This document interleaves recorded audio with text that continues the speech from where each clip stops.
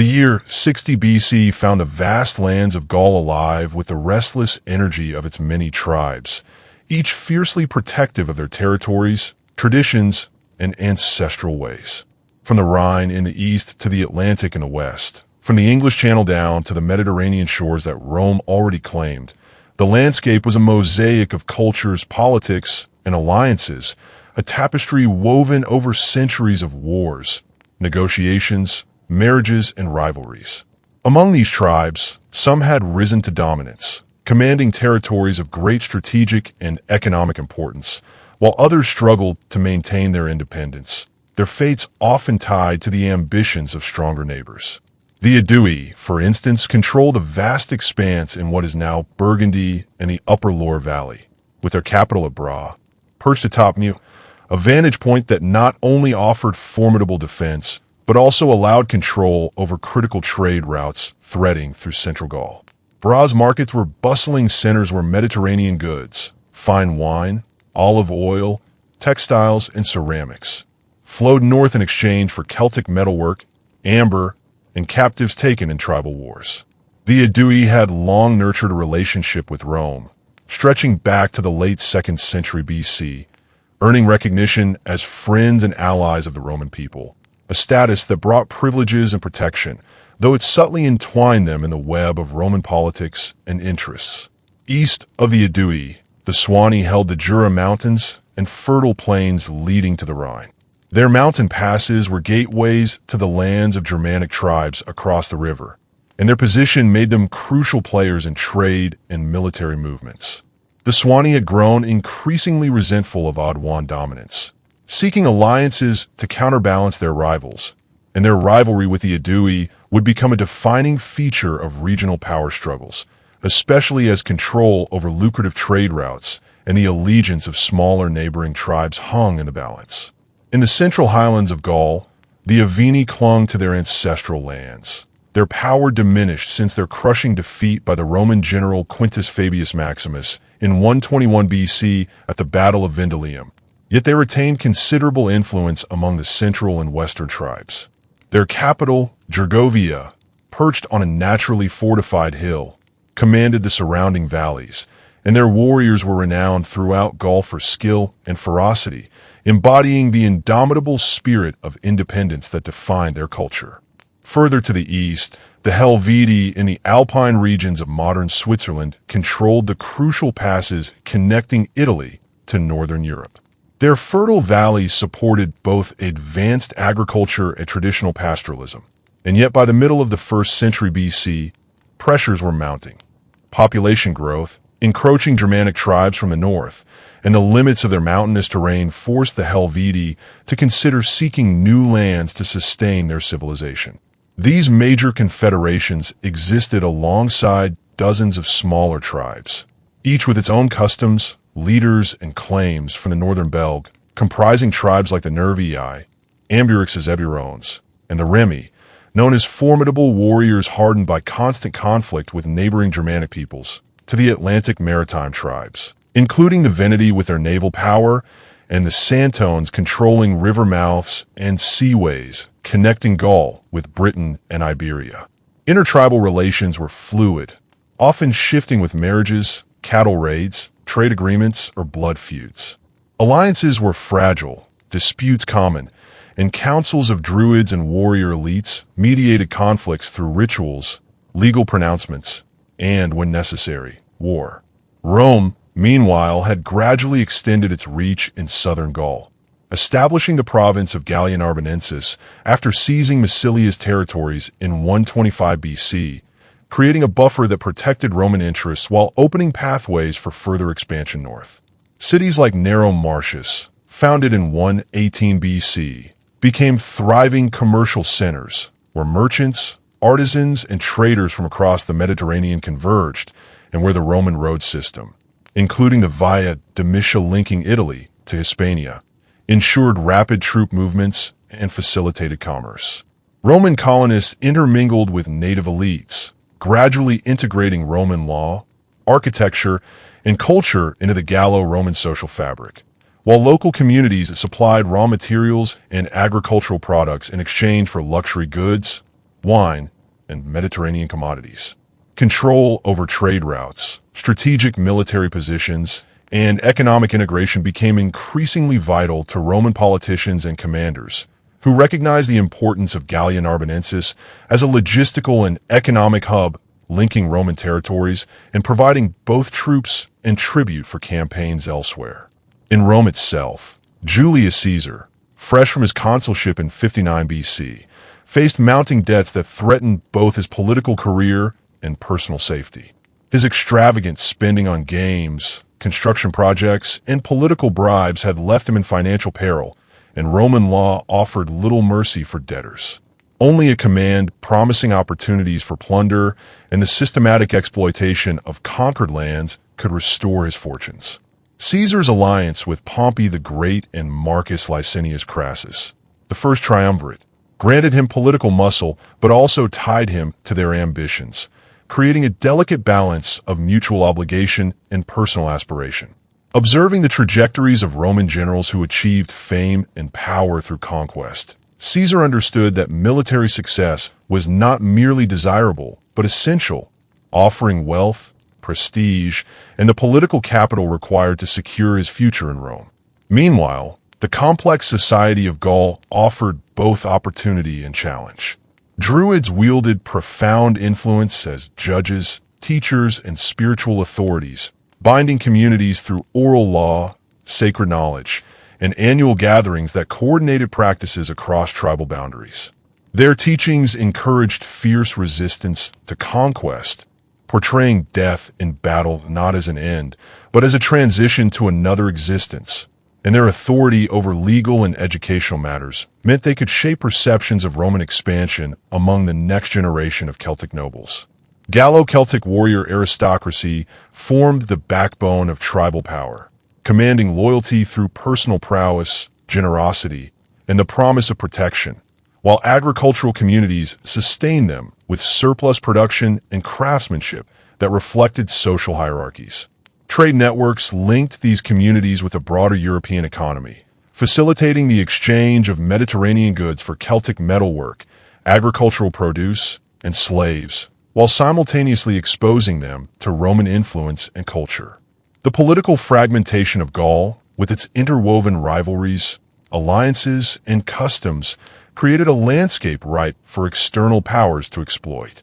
Rome could, through diplomacy, economic leverage, or force, manipulate tribal factions against one another, and the absence of a unified Celtic authority ensured that divide and conquer strategies would find fertile ground.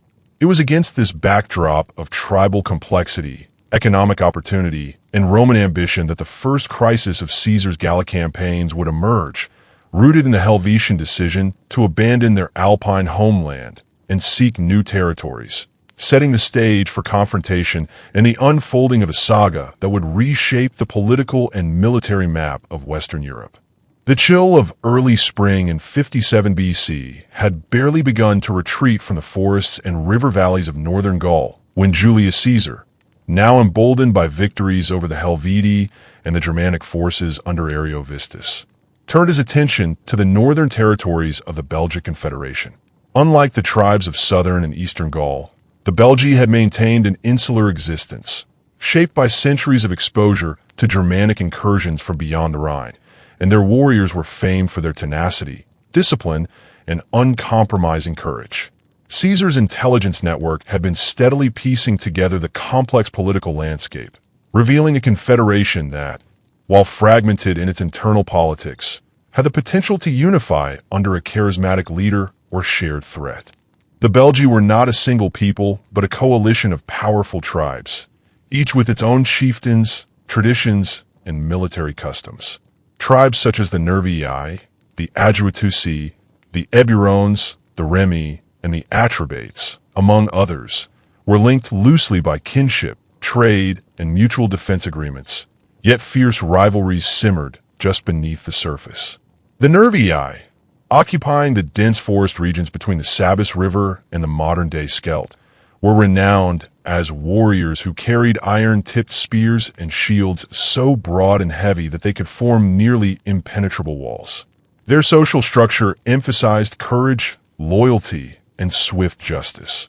The chief's authority depended on his ability to lead in battle and reward valor, creating an elite warrior class with profound influence over the tribe's decisions. Caesar understood that any campaign in Belgic territory would demand more than mere brute force. It required meticulous planning, rapid mobility, and an understanding of the psychological dimensions of warfare among Celtic peoples. Unlike the open plains of southern Gaul, the northern territories were riddled with forests, marshes, and rivers, offering ample opportunities for ambushes and strategic deception. Scouts sent ahead reported that many of the tribes had begun consolidating, raising levies and stockpiling provisions, anticipating Roman aggression. The Nervii, in particular, had mobilized not only their warriors but also their families and supplies, prepared for a protracted resistance that would test the endurance and cohesion of any invading force. The political intricacies of the Belgic Confederation presented both challenge and opportunity. Caesar learned through envoys and local informants that the Remi, though part of the Belgic coalition, were historically aligned with Rome through trade agreements and occasional military support. This division offered him a potential wedge. By courting Roman-friendly tribes and emphasizing the inevitability of Roman power, he could isolate the more hostile factions like the Nervii and the Atrebates. His diplomatic correspondence, delivered through trusted intermediaries and interpreted by local nobles, stressed the futility of resisting Rome while promising protection for allies who submitted voluntarily, a strategy he had perfected in the south and east.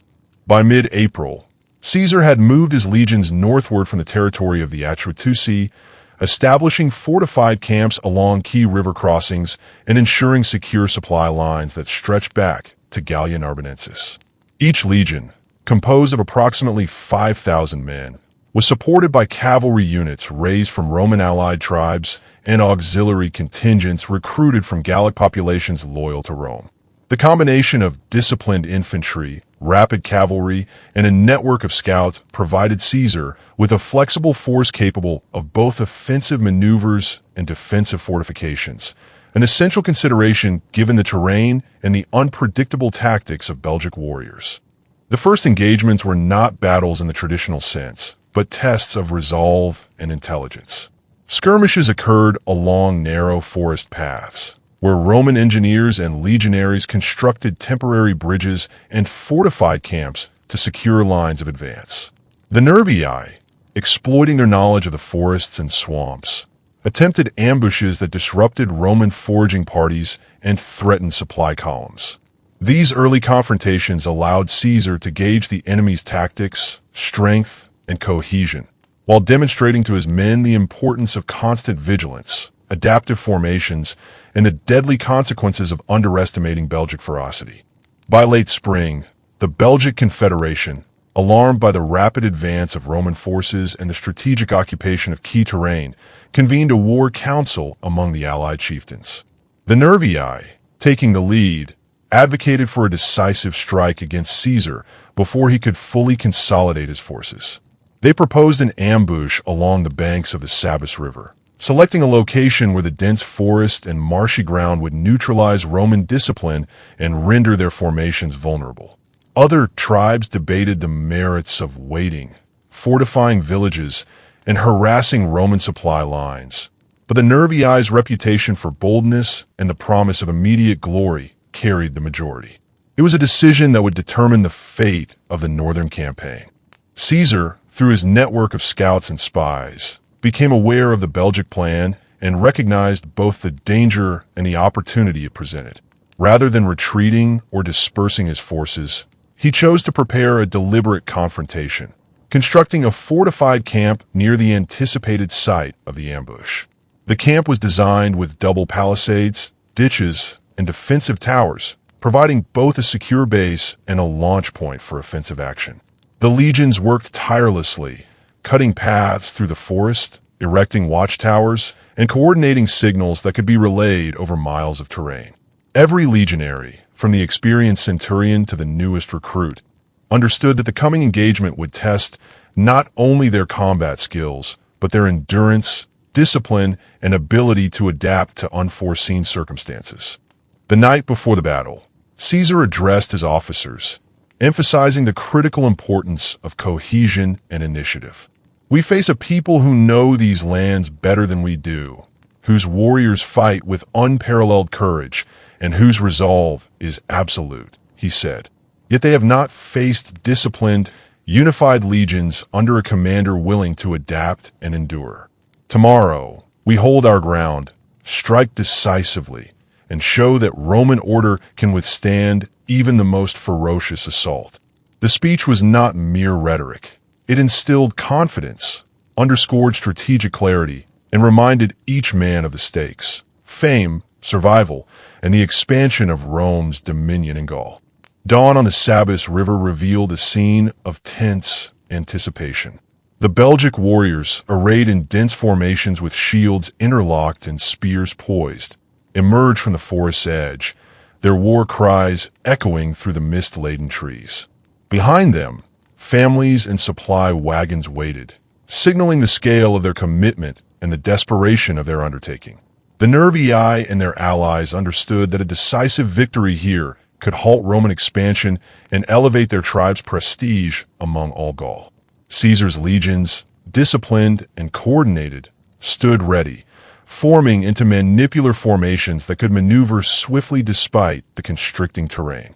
The battle began with an exchange of skirmishes, arrows, and javelins, followed by the advance of the Nervii's front lines.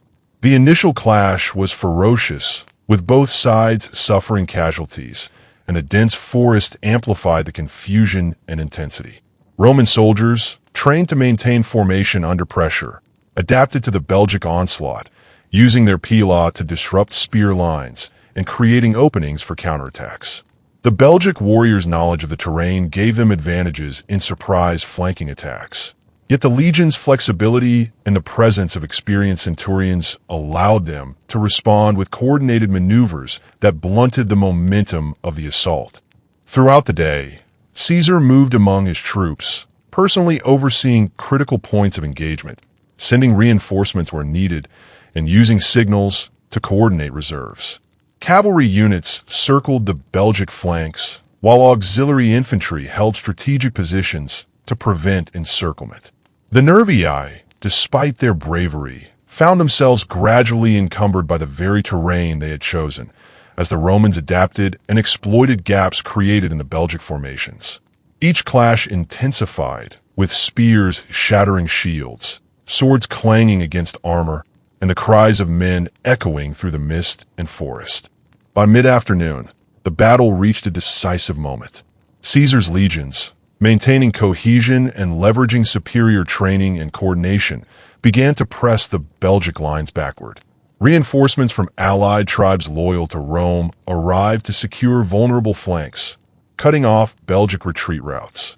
The Nervii, realizing that the tide had turned, fought with desperation, their formations fracturing under the relentless discipline of Roman tactics.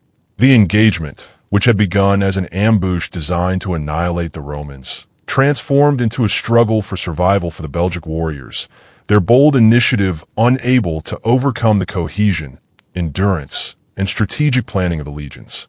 As evening fell, the remnants of the Belgic forces withdrew into the forests, leaving behind their dead, wounded, and much of their equipment.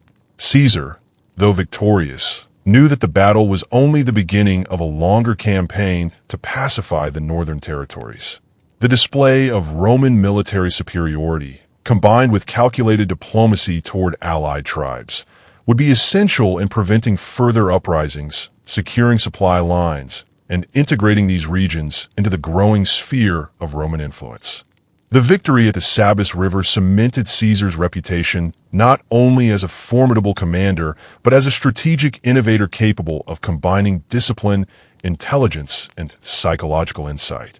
Yet the northern territories remained a mosaic of complex alliances, fiercely independent tribes, and potential threats that required continuous vigilance, adaptive tactics, and careful diplomacy.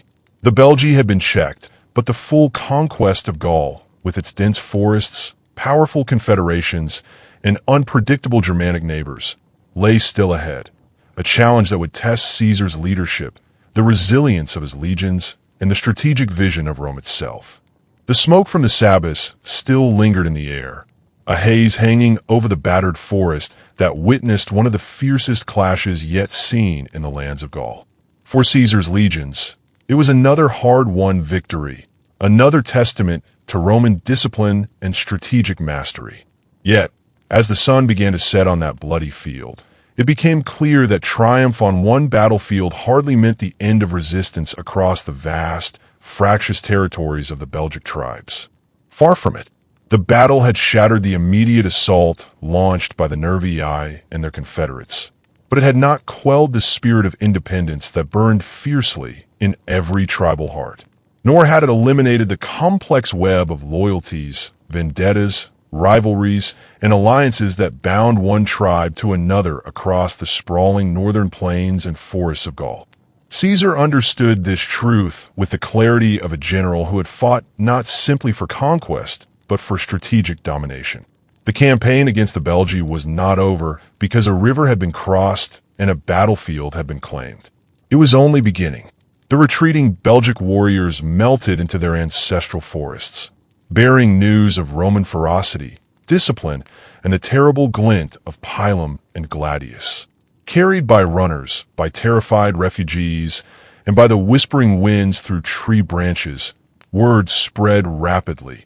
Rome had defeated the unity of the Belgae, but Rome was not yet everywhere. There remained pockets of resistance, tribes untouched directly by Caesar's sword, and among them, the burning question: could Rome be halted? Could these fiercely independent peoples, born of forests and river valleys, standing shoulder to shoulder with ancestral spirits and bound by ancient traditions, stand up and drive the invader from their lands? The Nervii, shattered but not destroyed, withdrew deep into the woodlands that were their home and their shield. There, among moss-covered trunks and mist-laden glades, their chieftains gathered what remained of their people. Not merely the warriors, but the women, the children, the elders. The forest held them, breathed with them, and in its silent depths their resolve hardened like stone against flame. They mourned, braced themselves, and plotted. For the Belgae, survival required more than valor. It required patience, unyielding determination, and the hope that other tribes might rise and join an emboldened resistance. Caesar, for his part, wasted no time. His seasoned legions, still flushed with the victory at the Sabbaths, marched forward with purpose.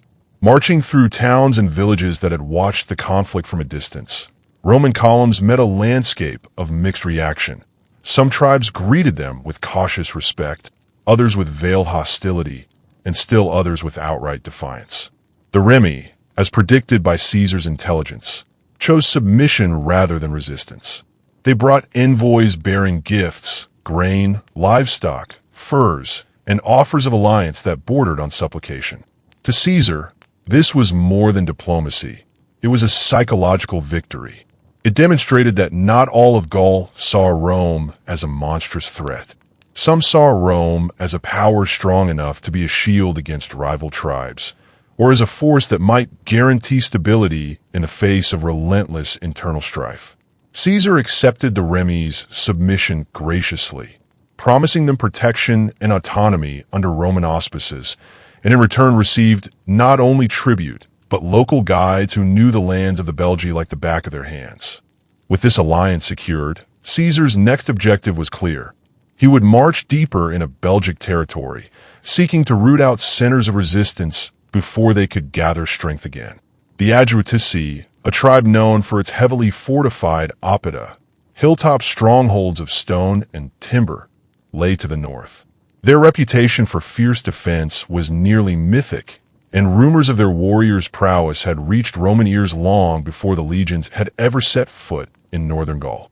For Caesar, subduing the Aduatuci was not merely strategic, it was psychological.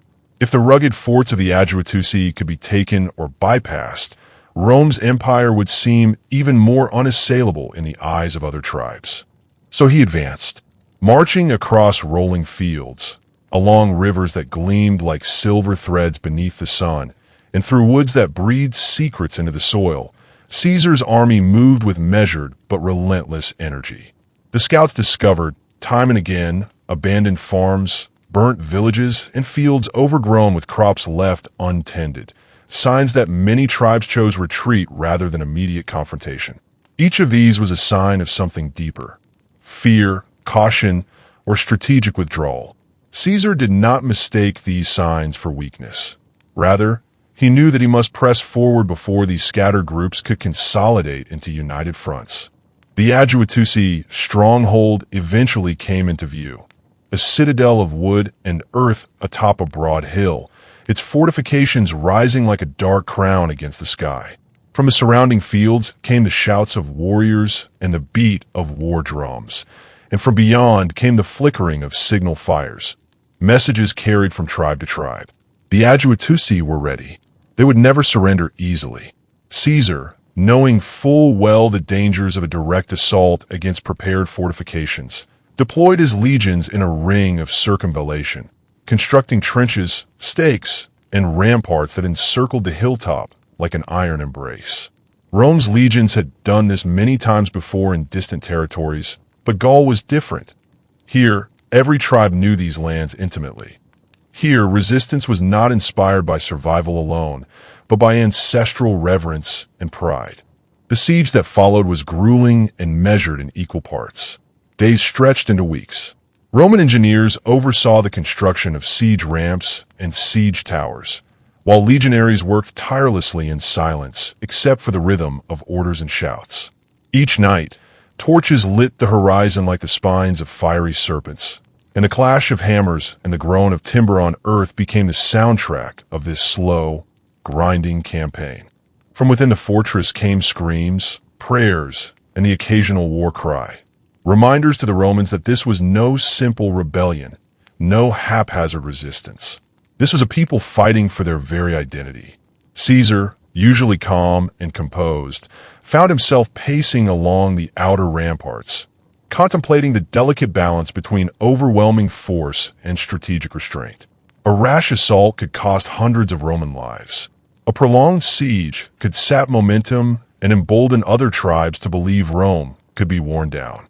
It was here that the diplomatic work of Caesar proved as powerful as the steel of his legions. Envoys sent to neighboring tribes revealed a staggering truth. Many of the Belgic peoples were growing weary of war. Some did not want to fight Rome, but neither did they trust staying under the shadow of a triumphant neighbor like the Aduatuci. Others feared that a drawn-out conflict would devastate their lands and leave them vulnerable to Germanic incursions from the Rhine. Caesar listened carefully, promised autonomy for tribes that chose to abstain from resistance, and even guaranteed restitution for those who had suffered raids by neighboring clans.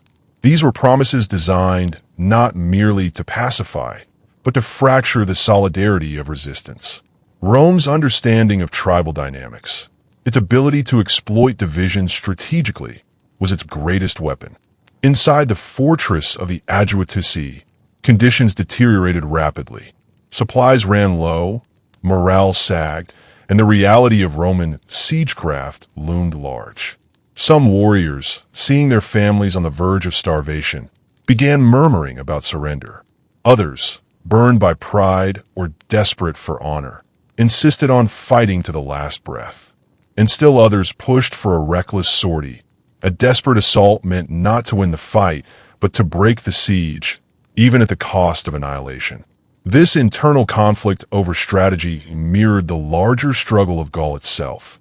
A land of diverse voices, each claiming a different path forward, but all sharing the same fear. What future lay beyond Roman domination? When the fortress finally opened its gates and the remaining defenders emerged, gaunt and weary, Caesar met them not with the glint of steel, but with measured authority. The survivors knelt, not merely out of fear, but out of recognition that their lands, their families, and perhaps even their legacy depended on this single moment. Caesar, with the quiet confidence of a general who understood both war and its meaning, offered terms that guaranteed the safety of non-combatants, the preservation of families, and the integration of fighters into Roman-held territories under specific conditions. He spoke of peace, of commerce, of shared benefits, but beneath every word was the unmistakable shadow of Roman power. Word of this surrender spread like wildfire across the northern tribes, some with sighs of relief, others with bitter resentment. The balance of power shifted again, not through a single battle, but through a combination of force and negotiation. The Adrutusi fortress was no longer a bastion of resistance, but a symbol of pragmatic surrender in the face of overwhelming odds. From this moment forward, more tribes began to reconsider their options. They saw the Roman legions not as invincible monsters, but as a force that, once courted carefully, could be reasoned with, negotiated with, even respected. Yet not every tribe chose submission. Some, like the Eburones under the chieftain Ambiorix, began whispering of rebellion, of night raids, guerrilla tactics, burning villages, and the drawing of Roman forces deep into forests where supply lines became fragile and men became lost among tangled trees. Others pondered returning to old alliances, sending runners to distant tribes to petition for broader resistance. But each of these plans carried its own dangers. For every tribe that moved to defy Rome, another could choose neutrality or alignment, tipping the balance of power once more. Caesar, always watching, always calculating, responded with patience and precision. He granted autonomy to those who submitted peacefully, ensured that Roman administrators worked with local tribal leaders rather than displacing them entirely, and prioritized restoring agricultural productivity and trade routes in conquered regions. Where rebellions did flare, he dispatched small, disciplined detachments to contain them swiftly before they could gain momentum. This combination of political savvy, military might, psychological strategy, and cultural sensitivity became the foundation of Roman dominance in northern Gaul. Little did Caesar know, however, that beyond these victories and painstaking consolidations, a much larger storm was gathering. A coalition of tribes, a surge of unrest from central Gaul, and the foreboding rise of figures whose names were still unknown to history's earliest chroniclers, but whose legacies would one day eclipse even these early campaigns. For every village that lay quiet under Roman garrisons, for every field reclaimed and farmstead returning to life beneath the Pax Romana, shadows lingered in the heartlands of Gaul. Shadows in the minds of proud tribes who saw not liberation but subjugation, not peace but the slow erosion of ancestral independence. North, south, and east, the gleam of Roman armor had become both a symbol of order and an omen of approaching change. And as Caesar consolidated victories among the Belgae and integrated allies into Rome's expanding network of client kingdoms, the lands farther to the west and into the heart of Gaul began to stir with unease, a restlessness that would soon shape the destiny of an entire continent.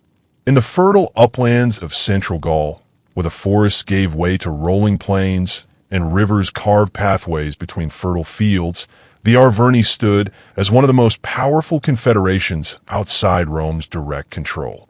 Their capital, the fortified oppidum of Dragovia, perched on a steep plateau overlooking fertile valleys, had long been respected and feared by neighboring tribes. The Arverni people were known for their deft diplomacy, disciplined warriors, and a culture rich in traditions of honor and resistance. Among them, an aristocratic caste of nobles traced their lineages to ancient heroes, and the Druids, spiritual leaders with authority across Gaul, often gathered here for ceremonies of great consequence. It would be here, in these ancient halls and tangled forests, that a new sense of unity began to take shape.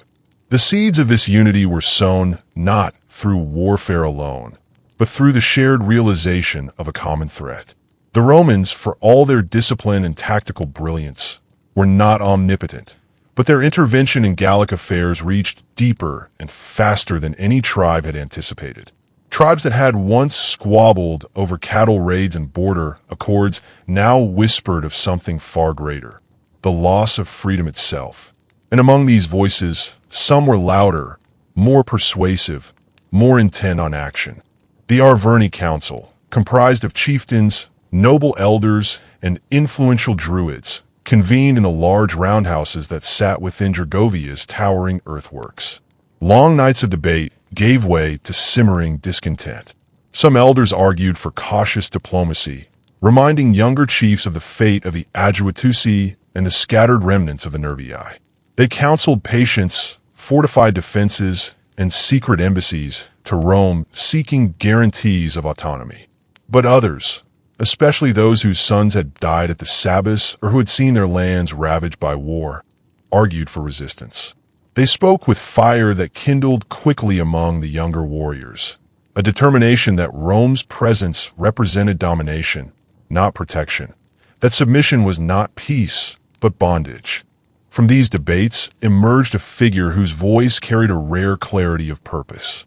Though still young by aristocratic standards, his eyes bore the fire of ambition tempered by a keen grasp of strategy.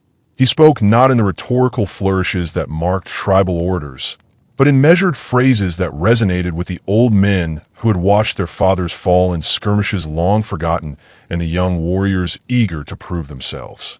Rome does not seek alliance, he declared. Rome seeks dominion. If Gaul is to survive as a free land, we must stand not as tribes divided, but as one people united. This man was Vercingetorix, scion of an ancient noble house of the Arverni. His name, though still unknown beyond the hills and forests of central Gaul, carried with it a legacy of leadership. From childhood, he had ridden with warriors on raids against rival clans, learning the art of war in the forests and marshes that served both as battlefield and home. Yet he was also educated in the Druidic tradition, versed in the oral histories that bound Gaul's tribes together in a tapestry of shared memories and ancestral reverence. In these lessons lay the seed of his vision, that Gaul could be more than scattered territories and fragile alliances, that it could rise as a single force strong enough to challenge even the might of Rome. Word of rising unrest reached Caesar through the same networks that had so often forewarned him of threats. Envoys, allied chieftains, merchants, and even Druids whose loyalties had shifted with the winds of Roman influence. At first the reports were fragmented. Whispers of meetings in hilltop forts, rumors of secrecy councils, sightings of armed youths drilling in fields far from Roman roads.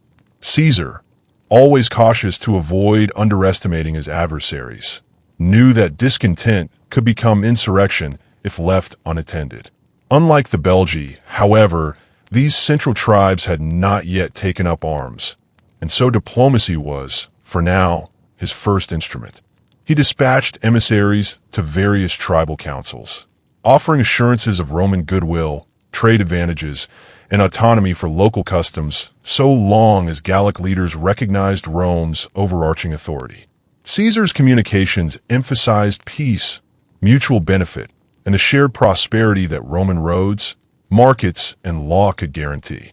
He spoke of protection against Germanic incursions from across the Rhine, of lucrative commercial connections stretching from the Mediterranean to the northern seas, and of the dignity inherent in association with Rome rather than rebellion. To many tribal leaders, worn by years of war and internal conflict, these promises seemed sensible. But for others, especially those who had recently lost kin or soil, such words rang hollow, a veneer covering the steady advance of foreign dominion. Among those skeptical of Roman promises was Dumnorix, a noble of the Aedui, a tribe whose lands lay between the Arverni and the Roman-controlled provinces. The Aedui had a long history of alliance with Rome, trading goods and maintaining diplomatic ties that predated Caesar's command. Yet Dumnorix, fiery and charismatic, harbored a deep distrust of Roman intentions. He saw in Caesar's promises not peace, but subtle subjugation, an erosion of tribal independence disguised by commerce and infrastructure. He began to speak openly in tribal councils, warning of Rome's growing appetite for influence and power, and calling for united Gaul free from foreign oversight. His voice, once peripheral in political discussions, began to attract attention far beyond his immediate tribe. Yet not all tribes were ready for open rebellion. Some, weary of centuries of internecine warfare, preferred the promise of Roman stability, even if it came at the price of diminished autonomy. The Remi, for instance, continued to stand firmly with Rome, hoping that alliance would secure protection and prosperity.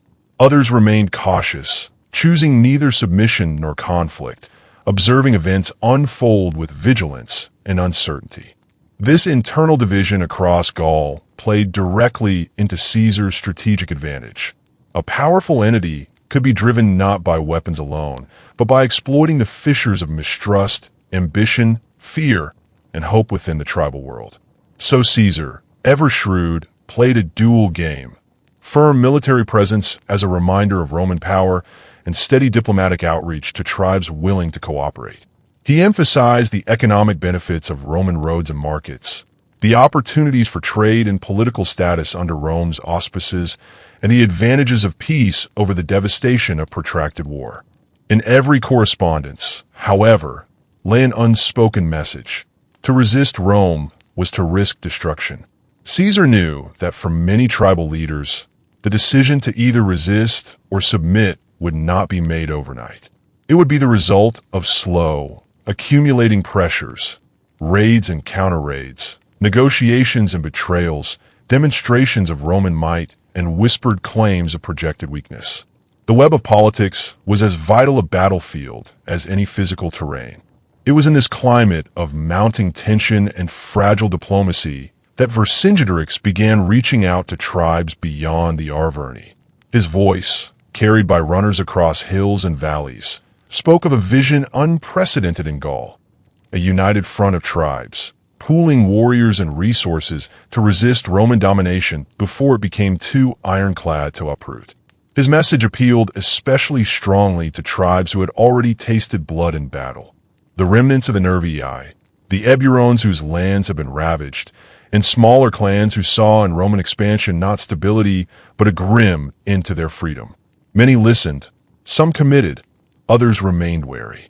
Collaboration, once almost unheard of among fiercely autonomous clans, began taking shape as something necessary rather than impossible. Caesar, confident in the immediate stability of central Gaul, but wary of growing rumblings, decided on a proactive measure. He ordered certain Roman legions to disperse into smaller detachments, garrisoning key towns, securing major trade routes, and strengthening alliances with tribes who had already chosen the path of cooperation. This redistribution of forces, however, carried risks. It extended Roman troops across a wider area, thinning the concentration of might in any single location, and introducing vulnerabilities should a coordinated rebellion ignite. As summer ripened into early autumn, signs of unrest became more pronounced. Furtive meetings occurred in forbidding woodland clearings at dusk, where shadowed figures spoke in whispers of strategy and cross-tribal alliances. Runners traversed long distances to communicate plans between clans, each carrying encoded messages to evade Roman spies. Traders arriving in Roman markets reported strange rumors from their homelands. Men preparing arms, women weaving long ropes of provisions, children taught songs of resistance rather than tribute. It was during this season of growing tension that a messenger arrived in the Roman camp near the Arverni border, a young noble of the Aedui, breathless from miles of running through dappled forest trails, bearing troubling news. "The tribes are gathering," he announced in halting Latin. The Arverni, Eburones, and many others march toward unity. They speak of resistance, not peace. Vercingetorix calls for a council at the sacred grove of Nemetin, a gathering not seen in generations. They will decide on war or submission. Caesar listened, his expression unreadable, though his mind raced with possibilities. This wasn't merely another tribal quarrel or isolated rebellion. This was a coalition, a heartbeat growing stronger across the lands of Gaul. If these tribes did indeed unite under a single banner, the storm that had been gathering for years, fueled by Roman ambition and tribal unrest, would break with ferocity unlike anything seen in the history of the region.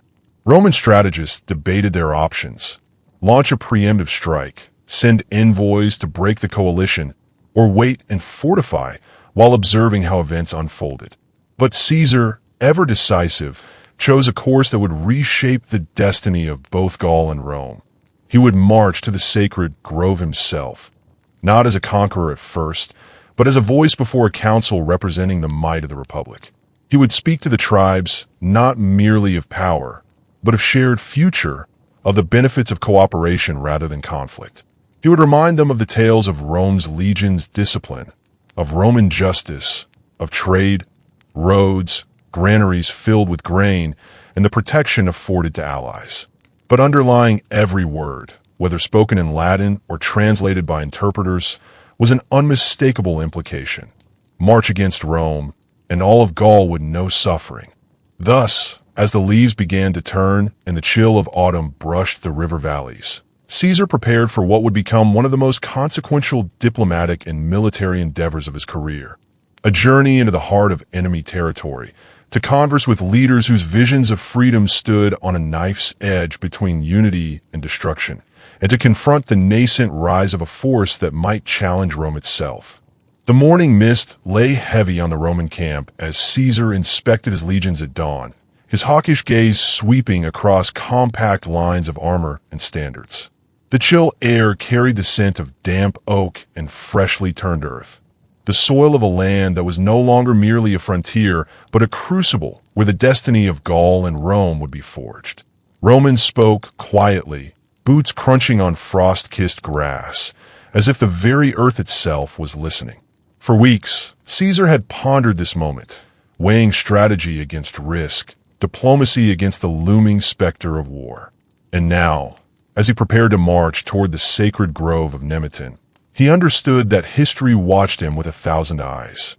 Nemeton was no ordinary meeting place. It was a sprawling grove of ancient oaks and yew that stood at the heart of Gaul, where trees bent not merely by time, but by sacred tradition. Here, the Druids held court. Here the council of tribes gathered in ages past to settle disputes, make alliances, resolve blood feuds, and sanction collective decisions that bound disparate peoples together. The grove was revered, not merely as ground blessed by ancestors, but as a place where the voices of many could become a single echo in the wind, a place where Gaul could, if its people chose wisely, find unity.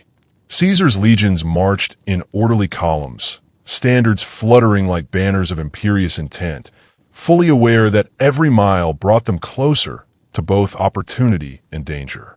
His intention was clear: to stand before the council not merely as a commander wielding force, but as a mediator, a representative of Rome's strength and, if necessary, Rome's mercy. He carried messages of cooperation, promises of enhanced trade relations, shared security against Germanic incursions, and guarantees for those tribes willing to maintain peaceful relations. Underneath all these overtures lay the undeniable shadow of Roman might, a force that could annihilate opposition, but also protect allies. The path to Nemeton wound through fertile fields and forested glades where farmers plowed autumn earth and shepherds watched flocks under gray skies. Villages peered from behind palisades, faces, young and old, haunted by the knowledge that this convergence of power was no ordinary gathering, but a moment that might decide their fate. Men whispered of Vercingetorix's rallying cry, of the council's growing momentum, of embers of unity that flickered brighter with each passing day. Women moved silently among hearth fires, weaving wool into blankets and braiding hair tighter against the cold wind, their senses attuned to a truth that warriors often forgot. Conflict, once unleashed, reached far beyond the battlefield. At Caesar's flank rode trusted lieutenants, seasoned officers who had fought with him from the rivers of northern Gaul to the steep passes of the Adriatic. They debated strategy with controlled intensity, their voices hushed not out of fear, but reverence for the gravity of the moment. Some argued for a show of strength once the council convened, a visible display of legionary discipline and advanced weaponry calculated to dissuade any thought of revolt. Others counseled measured restraint, emphasizing that Caesar's true objective was to avoid unnecessary bloodshed, to demonstrate that cooperation with Rome could yield prosperity far greater than perpetual warfare. Caesar himself listened, weighing every argument, yet his expression remained inscrutable. The look of a man who had seen wars fought with steel and wars fought with words, and understood both forms could be equally deadly. "We do not march merely to speak," he eventually said, his voice low but clear. "We march to make history, not as conquerors, but as ambassadors of a future that can be chosen, not imposed. If Gaul sees reason, it will stand with us. If it chooses war, it will know Rome's resolve." This is the moment where all Gaul decides whether to be united under fear or united with purpose. The council was scheduled to be held in the open glade of Nemetin, where massive stones arranged in circular form framed a sacred fire that had burned for generations. As Caesar's forces arrived at the grove's edge, Roman scouts encountered tent encampments, war wagons, and a multitude of warriors, some clad in simple cloth and leather, others in intricately forged mail and iron helm forged by master craftsmen. Flags bearing tribal symbols snapped in the cold breeze. Stars, serpents, wolves, and every manner of emblem signifying pride, heritage, and defiance. In the heart of the encampment, an oak much larger and older than the others stood as a sentinel, its massive boughs creaking softly as though whispering stories of ancestors long past. Vercingetorix awaited within the circle of stones, his figure tall and commanding even without armor, his expression grave yet resolute. Around him clustered representatives of the Arverni, Eburones, Idui, and other tribes, their faces hardened by war, sharpened by fear, and lit with an urgency that only comes when survival itself is under question. Druids clad in dark robes stood at the edges of the circle, their presence a reminder that this gathering was not merely political, but spiritual, an invocation of ancestral authority that Rome's standard, for all its might, could not wholly overshadow. The silence was profound when Caesar dismounted and entered the circle. Legionaries remained outside the sacred perimeter, their armor gleaming in the somber light, a powerful reminder of Roman discipline and order. Yet within the grove itself, the tension was not fueled by spectacle, but by centuries of memory, tradition, and the pressing question, could Gaul choose something other than war? Caesar spoke first, his voice resonating with steady authority. In measured Gallic, rendered by interpreters, he acknowledged the sanctity of the grove, the honor of tribal heritage, and Rome's respect for the autonomy of Gaul's many peoples. He spoke of peace, prosperity, the shared rewards of commerce, and the stability that alliance with Rome offered against external threats. Every phrase was crafted not only for clarity, but for psychological precision, aimed at fracturing fear and inviting cooperation. The assembled chiefs listened with stoic faces, some nodding slightly in acknowledgement, others glancing at one another with subtle unease. When Caesar finished, a hush settled that felt heavier than silence, as though the very grove itself was weighing every word, every intention. Vercingetorix rose to speak, his presence commanding not through force, but through the aura of conviction that radiated from him in waves. His Gallic was poetic yet fierce, invoking ancestral pride, the sacred bonds that tied tribes together, and the perils of surrendering freedom even for the promise of stability. "We did not gather here to beg for peace," he intoned, voice deep and unwavering. "We gathered to decide whether our children will bow to steel or to stand free upon their own soil. Rome does not seek our friendship.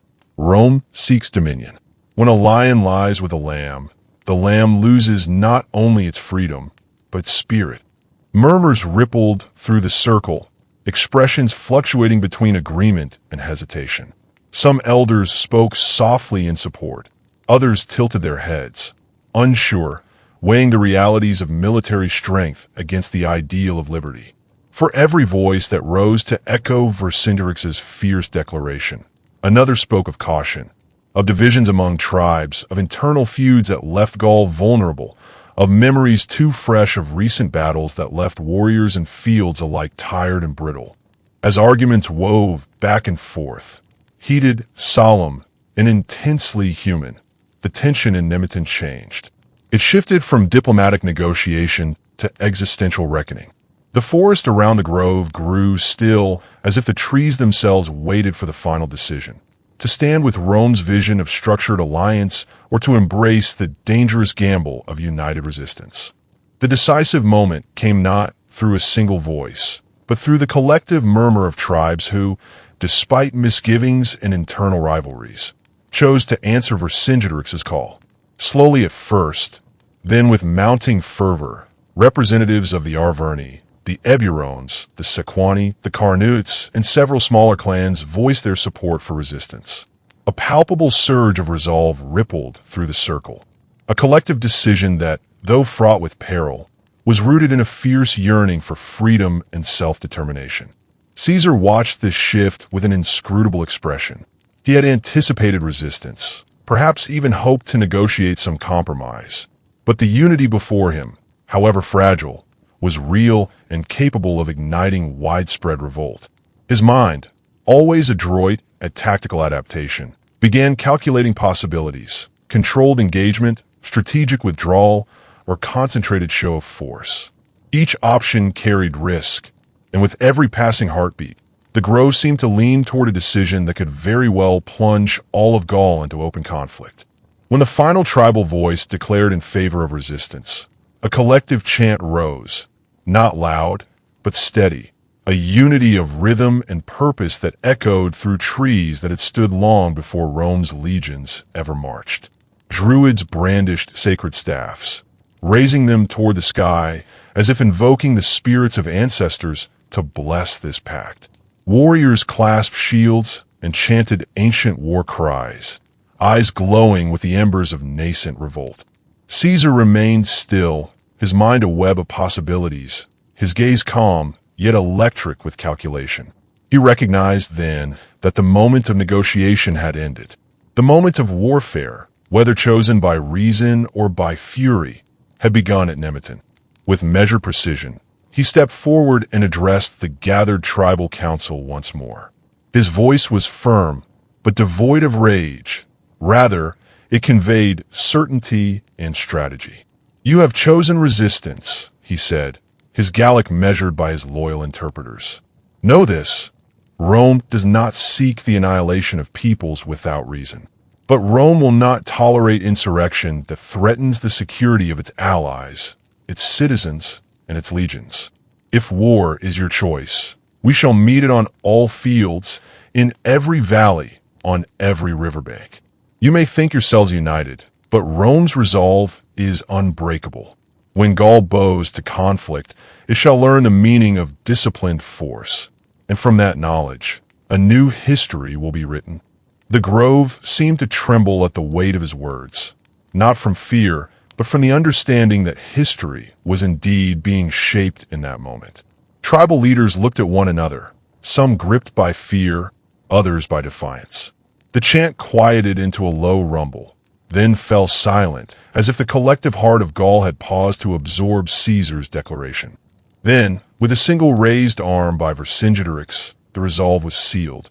What followed was not chaos, at least not yet.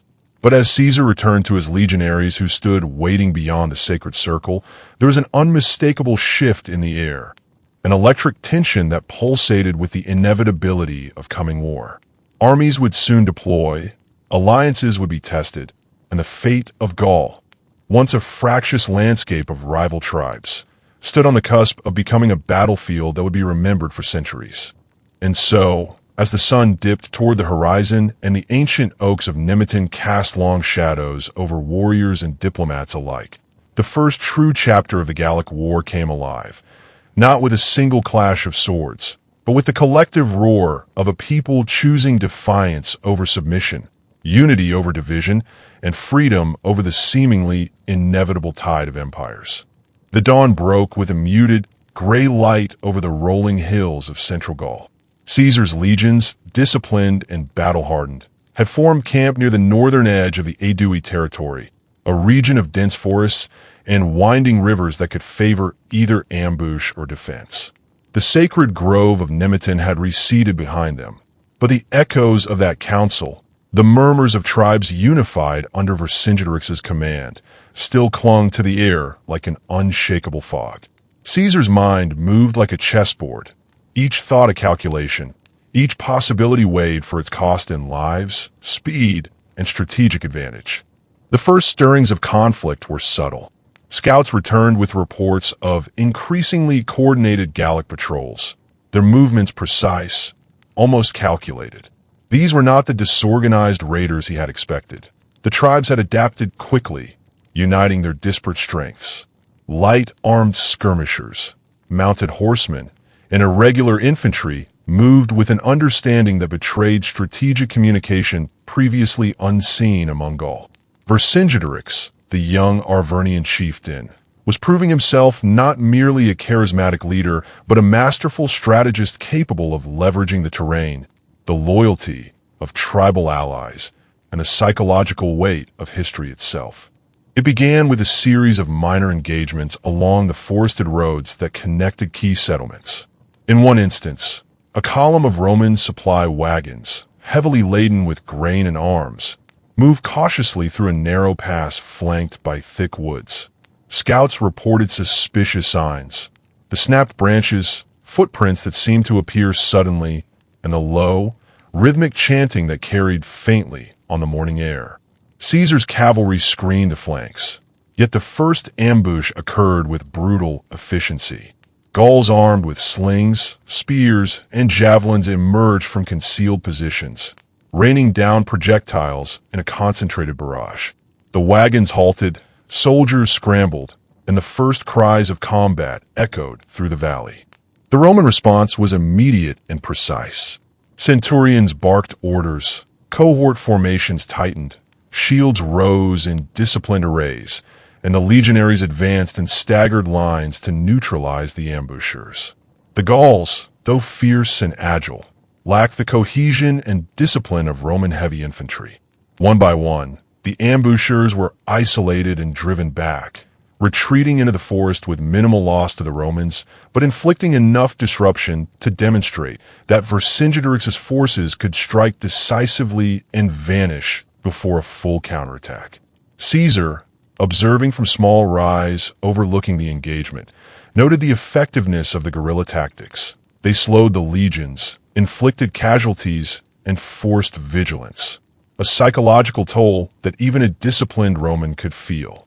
The following days saw a series of similar encounters, each testing the adaptability of Roman forces. Gaulish warriors exploited knowledge of rivers, hills, and wooded terrain. They constructed hidden pits, felled trees to block roads, and used elevated positions for missile attacks. In some cases, entire units disappeared into the forest, only to reappear on Roman supply lines hours later. These were not mere skirmishes. They were systematic operations designed to harass, confuse, and exhaust Caesar's legions. His own scouts remarked on the startling coordination among the tribes, noting that messengers traveled swiftly between settlements, carrying orders from Vercingetorix that synchronized actions across vast distances. Caesar recognized the urgency of adapting his strategy. He divided his forces into smaller, more flexible units capable of rapid deployment, blending heavy infantry with light cavalry and scouts trained to anticipate ambushes. He ordered the construction of temporary fortifications along vulnerable routes, ensuring that supply lines remained intact even in contested terrain. He initiated a rotation system for the troops, balancing combat readiness with fatigue management, and he began employing psychological tactics to counter the guerrilla approach. Night marches designed to unsettle enemy scouts, feigned retreats to draw ambushers into open fields, and selective shows of overwhelming force at locations critical to tribal morale. Meanwhile, Vercingetorix capitalized on Roman caution. He intensified efforts to unite the tribes, convening councils in hidden groves and hilltop clearings, invoking ancient traditions, and promising shared sovereignty under a collective resistance. His rhetoric was potent, rooted not only in the threat of Roman domination, but in the cultural memory of independence. Rome, he declared in impassioned addresses, does not conquer the land of men. It conquers their spirit. Let us show that Gaul's spirit is unbreakable. Let us move as one, strike with precision, and let history remember that unity is our sword as much as iron. This unity manifested in coordinated attacks on Roman outposts. At one fortified settlement along the Ain, a coalition of tribes launched a night assault. They attacked from multiple directions, using the cover of darkness to their advantage. Roman defenders, while prepared but stretched thin, faced waves of light infantry darting between trees, throwing javelins, and retreating before Roman countercharges could fully organize. The legionaries fought valiantly, employing disciplined formations to minimize casualties. The battle lasted until dawn, ending with significant losses on both sides, yet it demonstrated the rising efficacy of Gallic coordination. No longer isolated skirmishes, but the early stages of combined operations capable of challenging Roman control. Caesar, observing patterns in the enemy's movements, began anticipating larger confrontations. He realized that Vercingetorix was employing a scorched earth strategy, denying Romans access to local resources, destroying supplies, and forcing extended supply lines that could be exploited. The legions encountered empty villages, burned granaries, and desolate farmlands, a tactic designed to weaken morale and slow the Roman advance. Caesar's response was pragmatic. He ordered his engineers to construct mobile foraging units, protect key routes with temporary fortifications, and ensure that the legions could sustain operations without relying solely on local provisions. Simultaneously, Roman intelligence gathered by scouts, interrogations of captured warriors, and observation of tribal movement patterns allowed Caesar to identify weaknesses in the coalition. Not all tribes were equally committed. Some retained historical rivalries. Others were pragmatic in their willingness to negotiate with Rome. Caesar exploited these divisions subtly, sending emissaries under flags of truce to negotiate alliances, sow discord, and encourage defections. His reputation as a commander who could offer both clemency and retribution worked in tandem with these overtures. Even as battles erupted, diplomacy continued, an unbroken thread in his strategy, ensuring that Gaul's revolt, though unified in appearance, contained fractures that could be manipulated. The next major encounter occurred near the confluence of two rivers, where a strategic pass allowed movement between key territories. Vercingetorix had prepared a trap. The ground was cleared to allow apparent passage, while concealed units waited in adjacent forests. Roman forces, advancing in heavy columns, were suddenly enveloped by volley after volley of projectiles. Horses panicked, wagons overturned, and infantry scrambled to reform defensive lines. Caesar personally directed reinforcements, rallying cohorts that had been caught off guard and using disciplined counterattacks to stabilize the situation. The battle was a test of adaptability. Romans held the field, but suffered significant disruption. It revealed both the strength and limitations of Gallic coordination, a force capable of surprising attacks, yet lacking the sustained discipline to exploit temporary advantages fully. During this period, psychological warfare became increasingly central.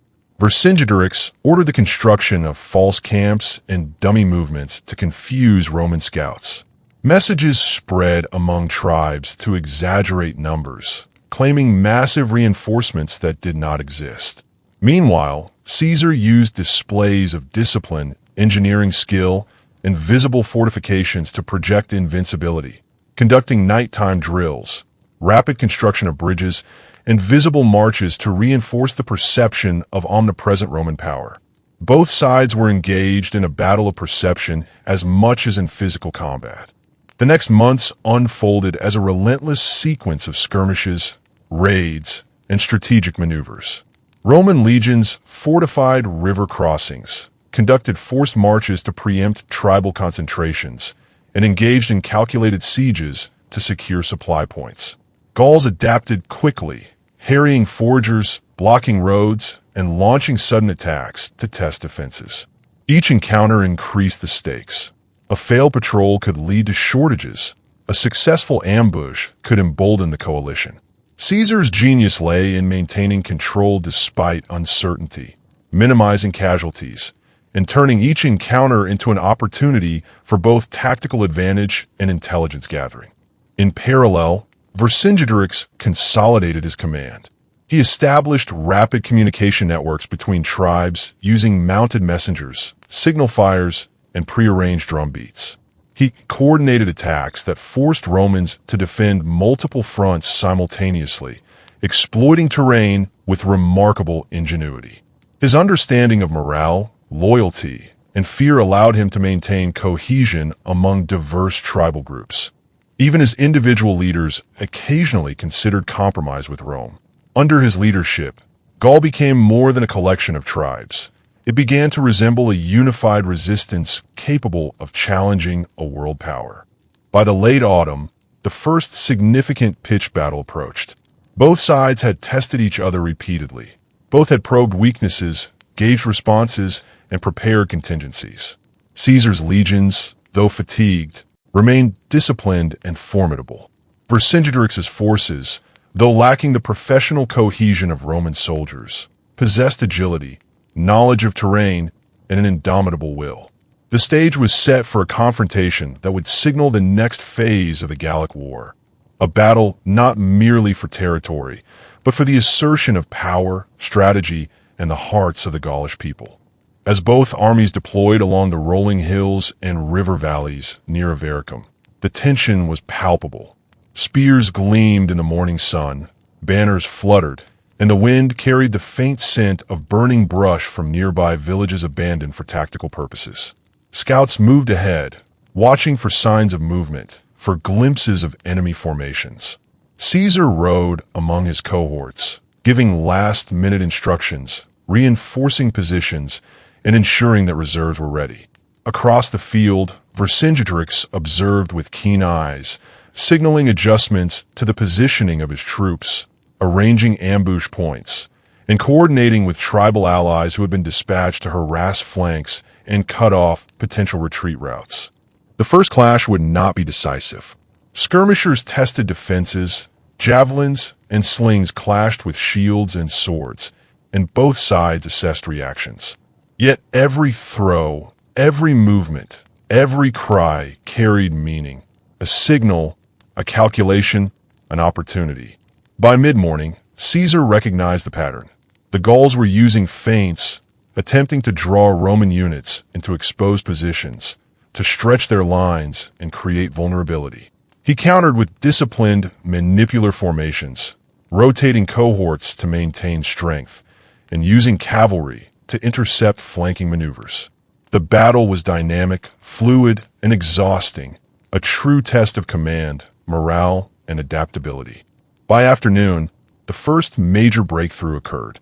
A Roman cohort, guided by scouts and led by a centurion of exceptional skill, seized a ridge that provided a commanding view of the battlefield.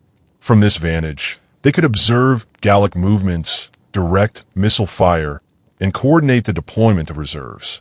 The effect was immediate. Gallic skirmishers on adjacent hills were forced to retreat or risk encirclement.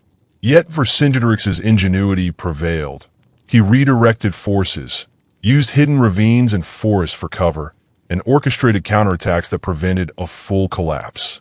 Both sides were learning, adapting, and exploiting the terrain in ways that reflected an unprecedented level of strategic sophistication. As dusk approached, the battle waned, with neither side achieving total dominance. Casualties were significant, morale tested, and both commanders realized that the coming winter would be critical. Fortifications had to be reinforced, supply lines secured, and intelligence gathered to anticipate next moves. The encounter demonstrated that the Gallic War was no longer a series of isolated engagements. It was evolving into a sustained conflict, combining open battles, sieges, ambushes, psychological operations, and diplomacy. Each day heightened the stakes. Each skirmish taught lessons, and the war's outcome remained uncertain. A precarious balance of strategy, courage, and circumstance. The weeks following the first major clash near Avaricum passed in a tense pattern of preparation, reconnaissance, and careful maneuvering.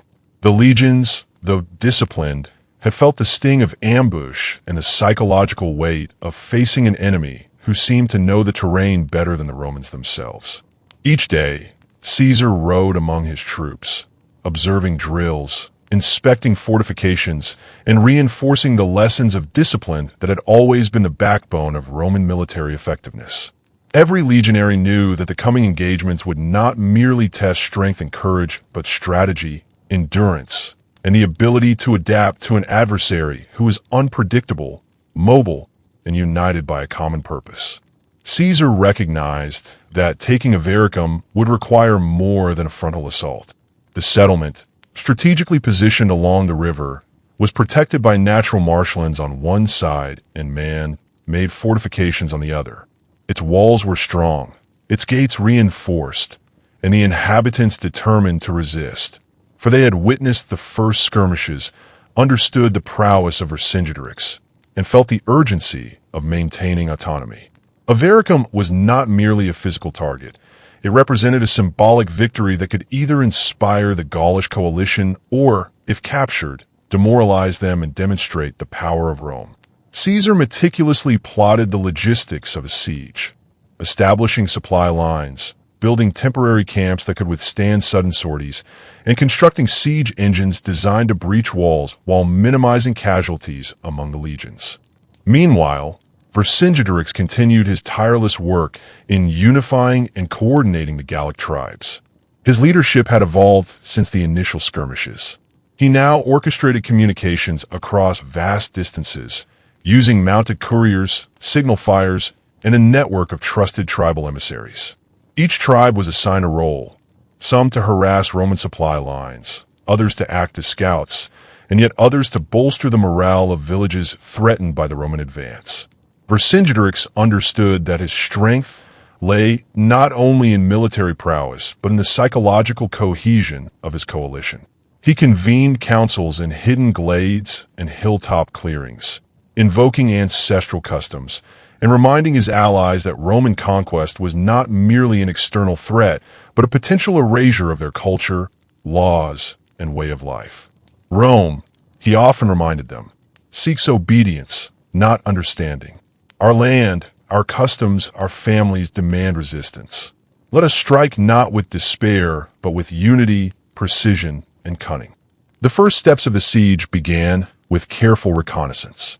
Roman scouts moved quietly along riverbanks and through marshes, mapping the contours of Avaricum's defenses, noting patrol patterns, and identifying potential weak points. Engineers accompanied these scouts, planning the construction of battering engines, towers, and temporary fortifications that would allow the legions to maintain pressure on the town while minimizing exposure to sudden attacks. These engineers worked tirelessly, calculating the load-bearing capacities of wooden structures, the angles of potential catapult fire, and the timing required to move siege equipment without alerting the defenders. Caesar, ever precise, oversaw these operations personally, demonstrating the balance of foresight and decisiveness that had become his hallmark. Vercingetorix, aware of Roman intent, implemented a comprehensive strategy to delay, disrupt, and demoralize the attacking forces. He ordered the systematic evacuation of nearby villages, burning granaries, and removing livestock to deny resources to the Romans. Scouts monitored Roman movements, reporting on fortification construction and troop dispositions. Ambush parties targeted foraging groups, employing hit-and-run tactics that tested Roman discipline while conserving Gallic manpower.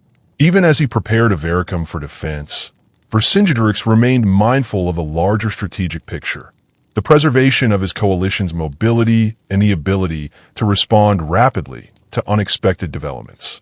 His genius lay in balancing the immediate defense of a key settlement with the long-term resilience of the broader resistance. The Roman army's encampments were carefully planned to maximize security and efficiency. Temporary fortifications encircled the main camps, with ditches and ramparts designed to slow or repel sudden assaults. Towers were constructed at intervals to provide visibility across the rolling terrain, allowing commanders to observe enemy movements and coordinate reinforcements swiftly. Roads were reinforced to facilitate the rapid movement of legions, cavalry, and supply wagons. Within the camps, discipline was strict. Patrols rotated constantly, watchposts were manned at all hours, and contingents were assigned to respond to emergencies along the perimeter. Every action, every order, reflected the meticulousness of Caesar's command and the recognition that the coming siege would test every aspect of Roman military capacity. The psychological dimension of warfare became increasingly apparent. Roman soldiers, despite their training, were affected by the uncertainty of Gallic tactics. The sudden appearance of light infantry in the woods, the sound of distant drums signaling troop movements, and the stories of ambushes that had claimed entire cohorts created a pervasive tension. Caesar addressed this through visible demonstrations of strength and order. Marches conducted in perfect formation, the rapid construction of visible fortifications, and public inspection of siege engines. By reinforcing the perception of invincibility, he sought to undermine the confidence of Gallic warriors and civilians alike, even as he prepared to exploit the very psychological strategies that Vercingetorix employed. The Gallic response was equally sophisticated. Vercingetorix ordered the fortification of Avaricum with additional earthworks, wooden palisades, and hidden stockpiles of weapons and provisions. Scouting parties extended beyond the immediate vicinity to monitor Roman movements, intercept communications, and prepare for potential Roman feints. He instructed the townspeople in defensive measures, reinforcing gates, creating hidden shelters, and maintaining morale through symbolic rituals and communal preparations. Every action reflected an understanding that the siege was as much a contest of will and endurance as of strength. As the Roman legions approached the outskirts of Avaricum, initial skirmishes tested the defenses. Light infantry clashed at the edges of marshland, missile fire exchanged between concealed positions, and small cavalry units engaged in probing attacks to assess the town's response. Each encounter provided intelligence. The range of defenders' slings, the speed of Gallic reinforcements, and the timing of their counterattacks. Caesar cataloged these observations meticulously, refining his strategy for the main assault while ensuring that Roman casualties remained manageable. He understood that a premature attack could result in a catastrophic setback, whereas a carefully prepared siege could break the town without sacrificing the initiative. Vercingetorix, aware of the Roman calculations, orchestrated a series of deceptive maneuvers. He moved troops in patterns designed to exaggerate the size of his forces, constructed false defensive works, and sent signals suggesting reinforcements were imminent from distant allies. He encouraged local populations to create noise, light signal fires, and engage in activities that suggested heightened readiness. These actions were aimed at sowing caution and hesitation among Roman commanders, buying time for the town to prepare and for his coalition to coordinate further strategic movements. The logistical complexity of the Roman preparations was immense. Supplies of grain, water, and weapons had to be maintained across long distances through contested territory vulnerable to ambush. Engineers constructed bridges over tributaries and reinforced existing roads to accommodate the movement of wagons and siege engines. Caesar delegated authority to trusted subordinates to oversee specific tasks. Some focused on the construction of circumvallation lines, others on the deployment of artillery, while cavalry units patrolled the surrounding countryside to intercept raiding parties. The operation demanded a synchronization of manpower, materials, and timing that tested both leadership and organization. Despite the tension, Caesar maintained strict morale among the troops. He addressed the legions regularly, emphasizing discipline, courage, and the strategic importance of their mission. Rewards were distributed for ingenuity in engineering, skill in reconnaissance, and effectiveness in skirmishes. Punishments were enforced for dereliction of duty or failure to adhere to formation standards. This balance of incentive and discipline ensured that the legions operated with cohesion, efficiency, and a sense of purpose even under the constant stress of potential attack.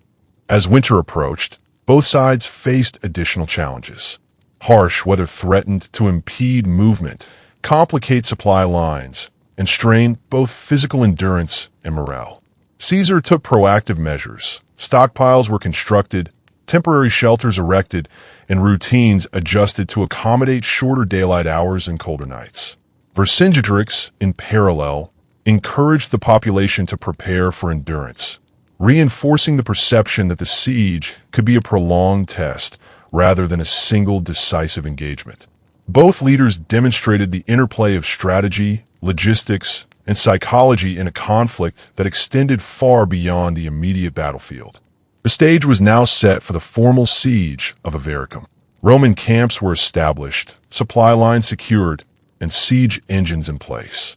The Gallic defenders had fortified walls, marshes, and wooden palisades, supplemented by hidden stores and a disciplined, motivated population. Both sides had tested each other through skirmishes, reconnaissance, and psychological maneuvers. The coming engagement would combine engineering prowess, tactical precision, endurance, and leadership, representing a critical phase in the Gallic War. On the eve of the assault, Caesar walked along the temporary ramparts he had ordered constructed around the Roman encampments. Engineers moved with lanterns, adjusting beams, reinforcing ditches, and checking the readiness of siege towers.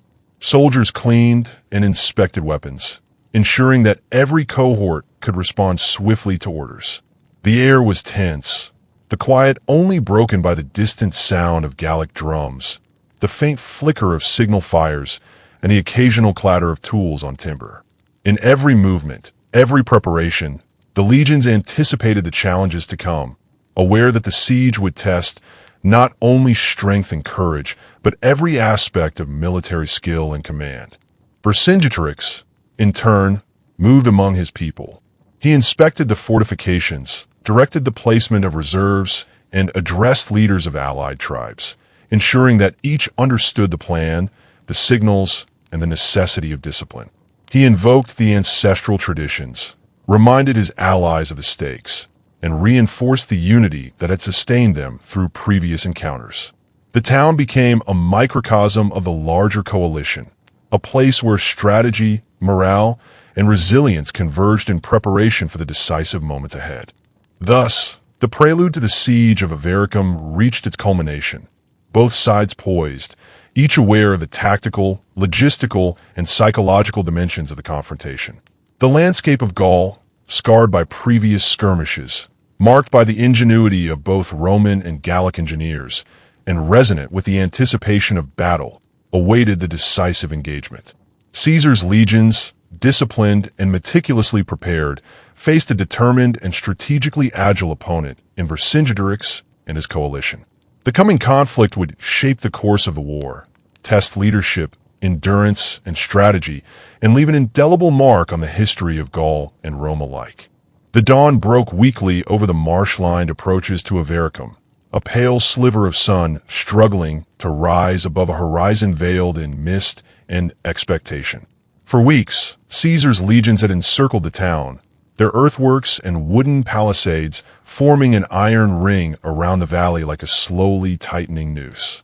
Siege towers and battering engines, massive constructions of timber, iron, and rope, stood silent but foreboding against the skyline, ready to launch the coming assault.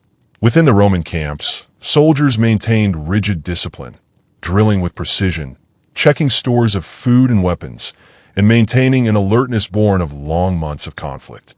Across the marsh and river, atop the fortified banks of Avaricum's walls, stood the defenders, Gallic warriors and citizens alike, hardened by months of conflict and braced for the oncoming storm.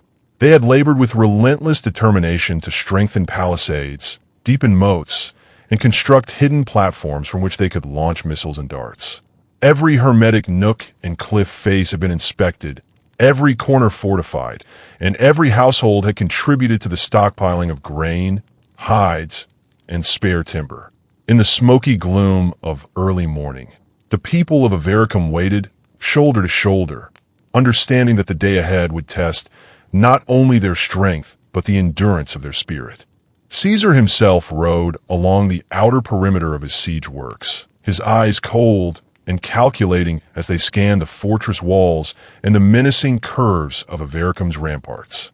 He understood that seizing this town would not only break a symbolic stronghold of Gaulish resistance, but also demonstrate Roman engineering mastery, a proof that even the most resilient defenses could yield to disciplined strategy and relentless preparation.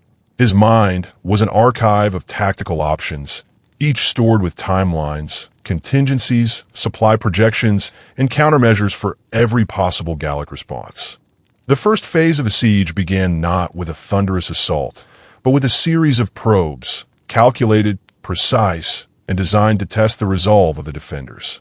Roman siege towers, filled with javelin-armed skirmishers and shields, advanced cautiously toward the outer works under the cover of meticulously organized protective screens of sharpened stakes and earth mounds.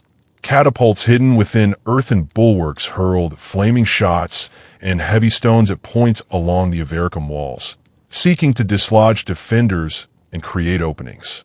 But the Gauls, swift and agile, responded with rapid volleys of slings and darts, raining projectiles back at the approaching engines and exacting a toll on exposed engineers and sappers. Yet the Romans did not falter. Legionaries trained in the construction of covered approaches moved earth, logs, and turf until ramps and embankments rose where none had stood before. Towers creaked as ropes were tightened, pulleys groaned under immense weights, and the ground around Avaricum began to change, transformed by Roman labor into a grim mirror of controlled encroachment. For every rock hurled, every arrow loosed, the legionaries adapted, shifting formations, reinforcing weaker points, and rotating fresh cohorts into the lines to maintain maximal endurance. Inside the walls, the mood was tense but determined. Vercingetorix had visited every battlement in the early hours before dawn, his presence a mixture of reassurance and command. In the restless throng of defenders, some were seasoned warriors, others mere townsfolk who had taken up arms out of necessity and pride. Mothers carried water skins to embattled lines, smiths tended to bent sword blades and snapped spear shafts, and shamans murmured prayers to ancestral spirits beneath the glow of flickering torches. Children, quiet and unnerved, watched their fathers and brothers fasten reinforcements to gates and set horns of warning at every tower. Every family in Avaricum understood what was at stake. Not just the survival of their town, but the very proof that an entire coalition of tribes could withstand Rome's might. Rumors circulated that nearby tribes had hidden forces prepared to break the siege from behind, that forest skirmishers would rise in concert to sow chaos among Roman camps. Whether true or mere hope, these murmurs galvanized the defenders, reinforcing a collective belief that they fought not simply for walls and hearths, but for a future unshackled from foreign dominion. By the hour before noon, the first major breach attempt had begun. Roman battering rams, huge logs suspended within timber frames and swung by disciplined teams of legionaries, thundered against the main gate. The impact vibrated through the air like the heartbeat of war itself. Defenders launched all manner of missiles, stones, spears, even boiling liquids, down upon them. More than once, entire crews of Roman engineers were forced back by a hail of Gallic resistance, forcing commanders to pull them away, reinforce, and then begin anew. Caesar watched, his sharp gaze appraising every move. He rarely shouted orders, his authority exerted through stare and presence. But when he did speak, it was with precise economy. "Move the ramp here," he instructed, gesturing toward a section of wall that sat lower than the surrounding stonework. "We cannot take the strong point where it stands, but we can wear it down by pressure from below." His plans were met with swift compliance. Disciplines drilled into the legionaries over years of campaigning now found perfect expression. The hours dragged on with unyielding intensity. The sun climbed to its zenith, turning sweat into dust and dust into grit beneath every shield and helm. Roman siege engines advanced inch by inch, while the defenders, breathing heavily, hurled missiles with unrelenting fury. Avaricum's walls creaked under the strain of impact after impact, but the defenders held, their spirit buoyed by vengeance, tradition, and a fierce yearning for freedom. The Romans, accustomed to order and discipline, found themselves tested by the unpredictable ferocity of the town's resistance. All around the ramparts, sounds of conflict blended into a tapestry of violence. the rap of wood against wood, the clash of minds calculating angles and timing, the shouts of commanders, the cries of wounded warriors, and the distant music of drums from Gallic signals waiting in the surrounding forests. It was a cacophony rooted in both strategy and desperation, a soundscape that fused fear with resolve. In every clash, history itself seemed to tremble, for no one present doubted that the outcome of this siege, whether victory or defeat, would ripple far beyond these walls and into the wider struggle that now enveloped Gaul. By afternoon, the Romans intensified their assault. The battering rams struck with greater force. Siege towers creaked forward under the protection of raised earthworks, and catapults hurled heavier projectiles designed to collapse sections of the walls. The defenders, still alert, improvised new defensive tactics, dropping obstacles into the approaches, creating narrow passages filled with spikes and tangled wood, and even attempting surprise sorties to disrupt the rhythm of Roman engineering. One such sortie occurred near the eastern wall, where a group of Gallic warriors, cloaked in green and brown fabrics for camouflage, crawled low under the cover of a raised embankment.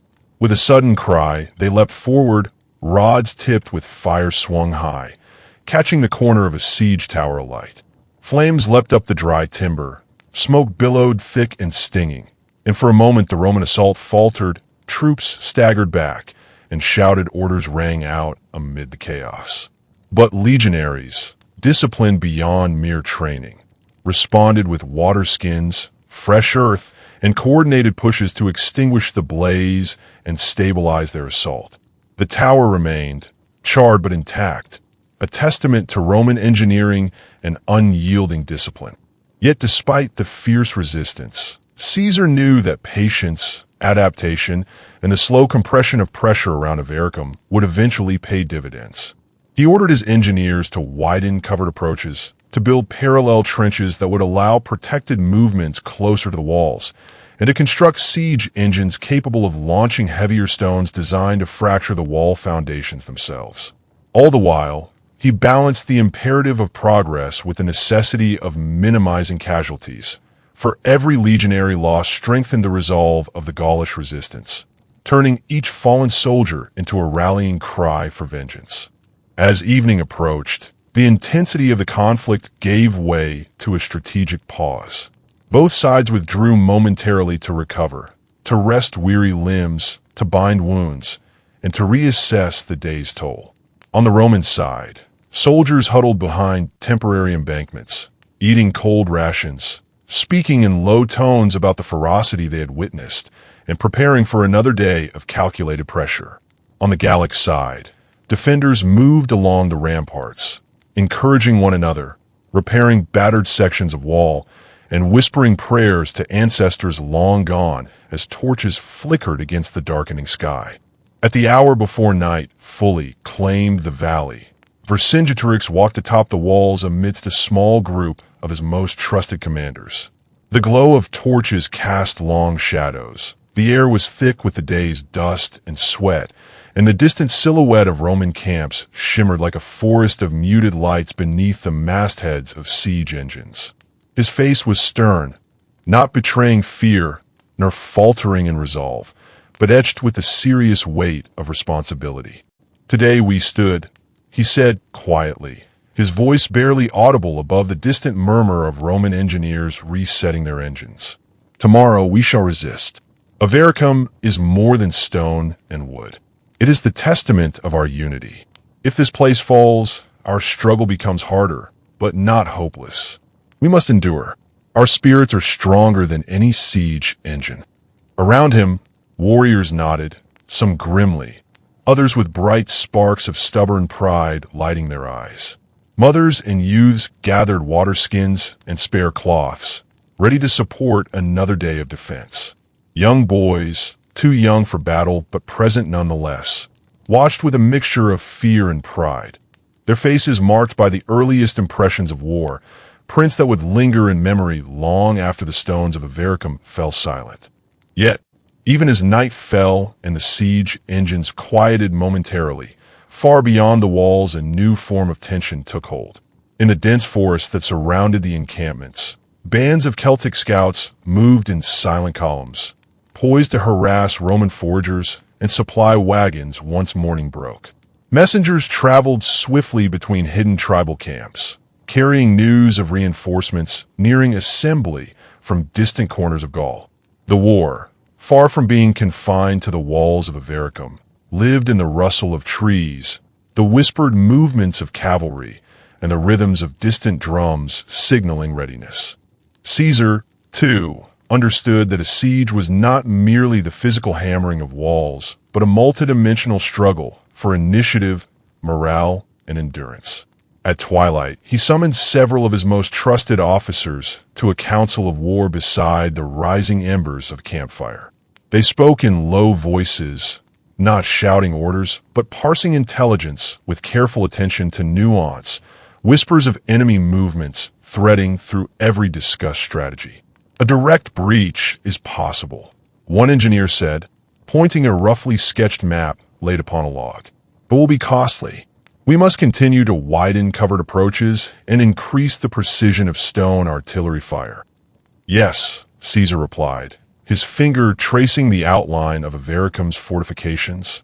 But we must also consider the morale of our men. They need progress they can see, a collapse, however slight, in the wall, or a faltering defense. Without visible advancement, prolonged sieges can erode even the strongest discipline. Another commander, a veteran of countless campaigns, added, "The Gauls are fierce, and they fight for homeland, not coin. Their resolve is different from ours. They will endure, but they make mistakes when they are pressed far beyond hope." Caesar's eyes narrowed thoughtfully at this, for he understood that psychology was as much a battlefield as any field of spears and shields. His soliloquy was deliberate, measured. Then we shall balance pressure with promise, for the Gauls watch us as closely as we watch them. We will show that Rome is unrelenting, but not without purpose. We shall demonstrate that resistance is costly, not merely in flesh, but in hope. As the council adjourned and officers dispersed into the darkness, candles flickered within both camps, Roman and Gallic, illuminating faces marked by tension, resolve, fear, and a certain fatalistic courage.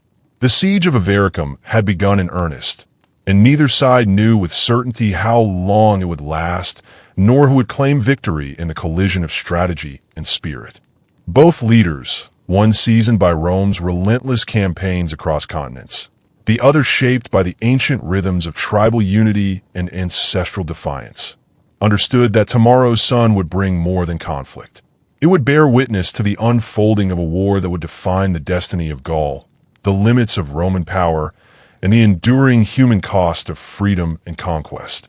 Even after the sun slipped down behind the distant hills and night claimed the battlefield's edges, the echo of Avaricum's fall clung to the chill autumn wind like smoke hanging over burnt fields. The siege engines ceased their groaning. The walls that once loomed defiantly were shattered stone and splintered wood, and the defenders, those who remained, slipped out into the night like wounded shadows. For days before, the Romans had pressed with calculated precision, pounding at breaches, tightening the ring of siege works, calculating every movement down to timing, distance, and angle. And yet, when the walls finally gave way, it was not merely Roman engineering that won the day. It was the grinding attrition that eroded Gaulish hope, the collapse of spirit that comes when walls breathe dust instead of defiance. Avaricum was no longer a city. It was a ruin, and as Caesar walked among the remnants of its shattered palisades, his sandals crunching on broken stone and fallen shields, his face betrayed none of the turmoil that churned in the hearts of those who watched in silence from the shadows. The Romans did what they always did after victory. They consolidated their position, secured the perimeter, tended to the wounded, and ensured that supply lines were ready for the next operation. But even disciplined as they were, the men knew that this victory, for all its tactical brilliance, had cost more than they had hoped. Siege warfare always did. For the Gauls, the loss of Avaricum became a catalyst, fuel for anger and sorrow that rippled through every tribe of the coalition, from the dense forests of the north to the rugged highlands of central Gaul. It was not simply the loss of fortified town. It was the symbolic collapse of a point of unity, a moment when courage seemed to falter under the weight of Roman might. Women wept in the clearing smoke of ruined homes. Warriors bowed their heads beside crumbling ramparts, and elders cursed the distant gods who had once watched over their peoples. War drums throbbed in hidden encampments, a heartbeat of grief and rage converging into the raw pulse of renewed rebellion. And at the center of this rising storm was Vercingetorix, still a living force, still a leader of fierce resolve, still a symbol to every Celt who believed that Gaul's destiny need not be surrendered to Rome's designs. When the news of Avaricum's fall reached him, he did not collapse into despair. He gathered the remnants of his forces in a forest glade beyond the reach of Roman scouts. Beneath the thick canopy of oak and ash, with warriors bearing scars both deep and fresh, he spoke with a voice that carried neither resignation nor triumph, but purpose. "We did not lose Gaul because Avaricum fell," he declared, pacing before a ring of grim faces. "We lost a town to Rome's engineering and discipline, not to defeat. The Romans are strong, but they're not everywhere. Their legions move with weight, while we move with spirit, cunning, and the land itself. Let this defeat not mark our end, but mark our resolve." Some warriors, though shaken by the images of scorched walls and ravaged streets, felt the spark of defiance flash to life in his words. Vercingetorix did not pretend the loss was a minor setback. Rather, he reframed it, turning tragedy into tactical purpose, sorrow into sharpened focus. For a leader, this was the essence of survival: adjust, endure, and adapt. Meanwhile, Caesar recognized that the cost of taking Avaricum, both in manpower and time, was not merely a local matter. It sent shockwaves across Gaul and beyond, reshaping perceptions of Roman strength and vulnerability alike. Even as legionaries rested, made camp among firelight and whispered conjecture, Caesar convened his senior officers. Maps unfurled, troop placements analyzed, and the endless calculus of supply, terrain, and potential enemy movement dominated the strategic discussion. Caesar knew he could not simply keep storming cities one by one. The Gallic coalition survived on mobility, morale, and the undulating landscape that favored guerrilla action and sudden strikes. He paced before the rough sketches of Gallic territories, his finger tracing the valleys and river courses, calculating his next move. "We cannot simply pursue Vercingetorix into the forests," he said, eyes cold but precise. "The longer this drags on, the more the tribes will adapt. We must strike decisively, yet wisely. Our strength lies not only in force, but in outmaneuvering them. We must extend roads, secure supply lines, and isolate the coalition where we can." His lieutenants nodded. They understood that strategy was no longer simply about crushing the enemy in pitched battle, but about outlasting the web of alliances that Vercingetorix had woven across Gaul. The tribal chiefs, loyal to varying degrees, watched closely. Some, whose lands are now near Roman garrisons, wavered between resentment and submission. Others, whose homes lay deep in Gallic territory untouched by war yet, saw in Vercingetorix's leadership a flicker of hope, if only they could unite more fully. The next days were a whirlwind of activity across the Gallic landscape. Vercingetorix issued orders to detach small bands of warriors to harass Roman convoys, to burn fields that might feed Caesar's legions, and to conceal fresh caches of supplies where only those loyal to the coalition could find them. His intent was not merely to starve the Romans, which was already underway through scorched earth tactics, but to shape a war that would turn every forest grove, every river bend, every hidden trail into a gauntlet that favored mobility, knowledge of terrain, and coordinated resistance. For many Gallic tribes, this new form of warfare was both terrifying and invigorating. Men who had once fought in isolated clan battles now moved like specters, mounted scouts flitting through wooded corridors, skirmishers rising from underbrush with javelins raised, then vanishing into shadows with the wind at their backs. These tactics, unpredictable adaptive, and rooted in knowledge of the land, troubled the legions, forcing them to divide forces to guard supply lines and communications. Roman engineers built more fortified way stations. Bridges were reinforced with garrisons, and every road became a place of caution as well as connection. Caesar, experienced as he was, grasped this dynamic better than most. He knew that conventional tactics were insufficient alone. He needed to blend discipline with an understanding of the irregular warfare that Vercingetorix now waged.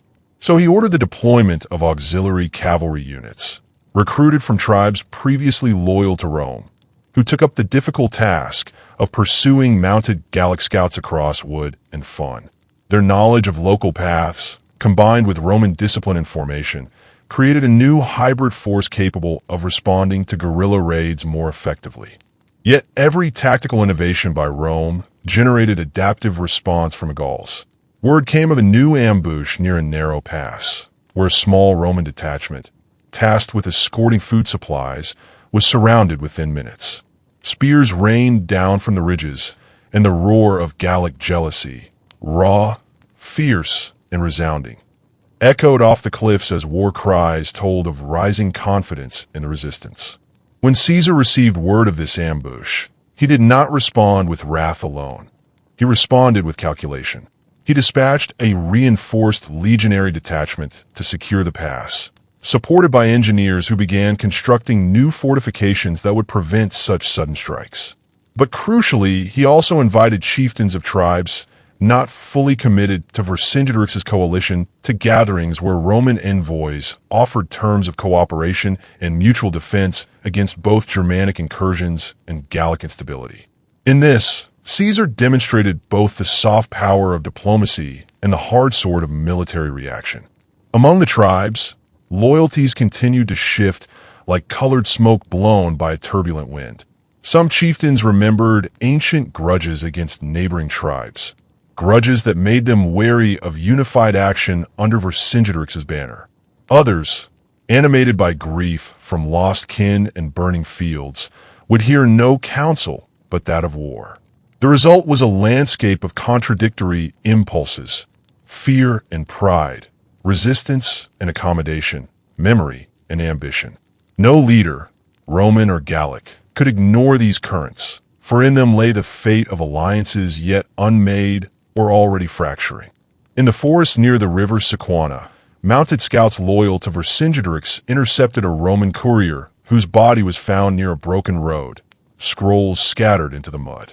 The intercepted letters spoke of garrisons being reinforced, supply columns growing longer, and rumors of a potential winter campaign deeper into Gallic territory. When the intercepted courier was revealed by the Gallic scouts to Vercingetorix himself, the young leader studied the Roman missives with keen interest.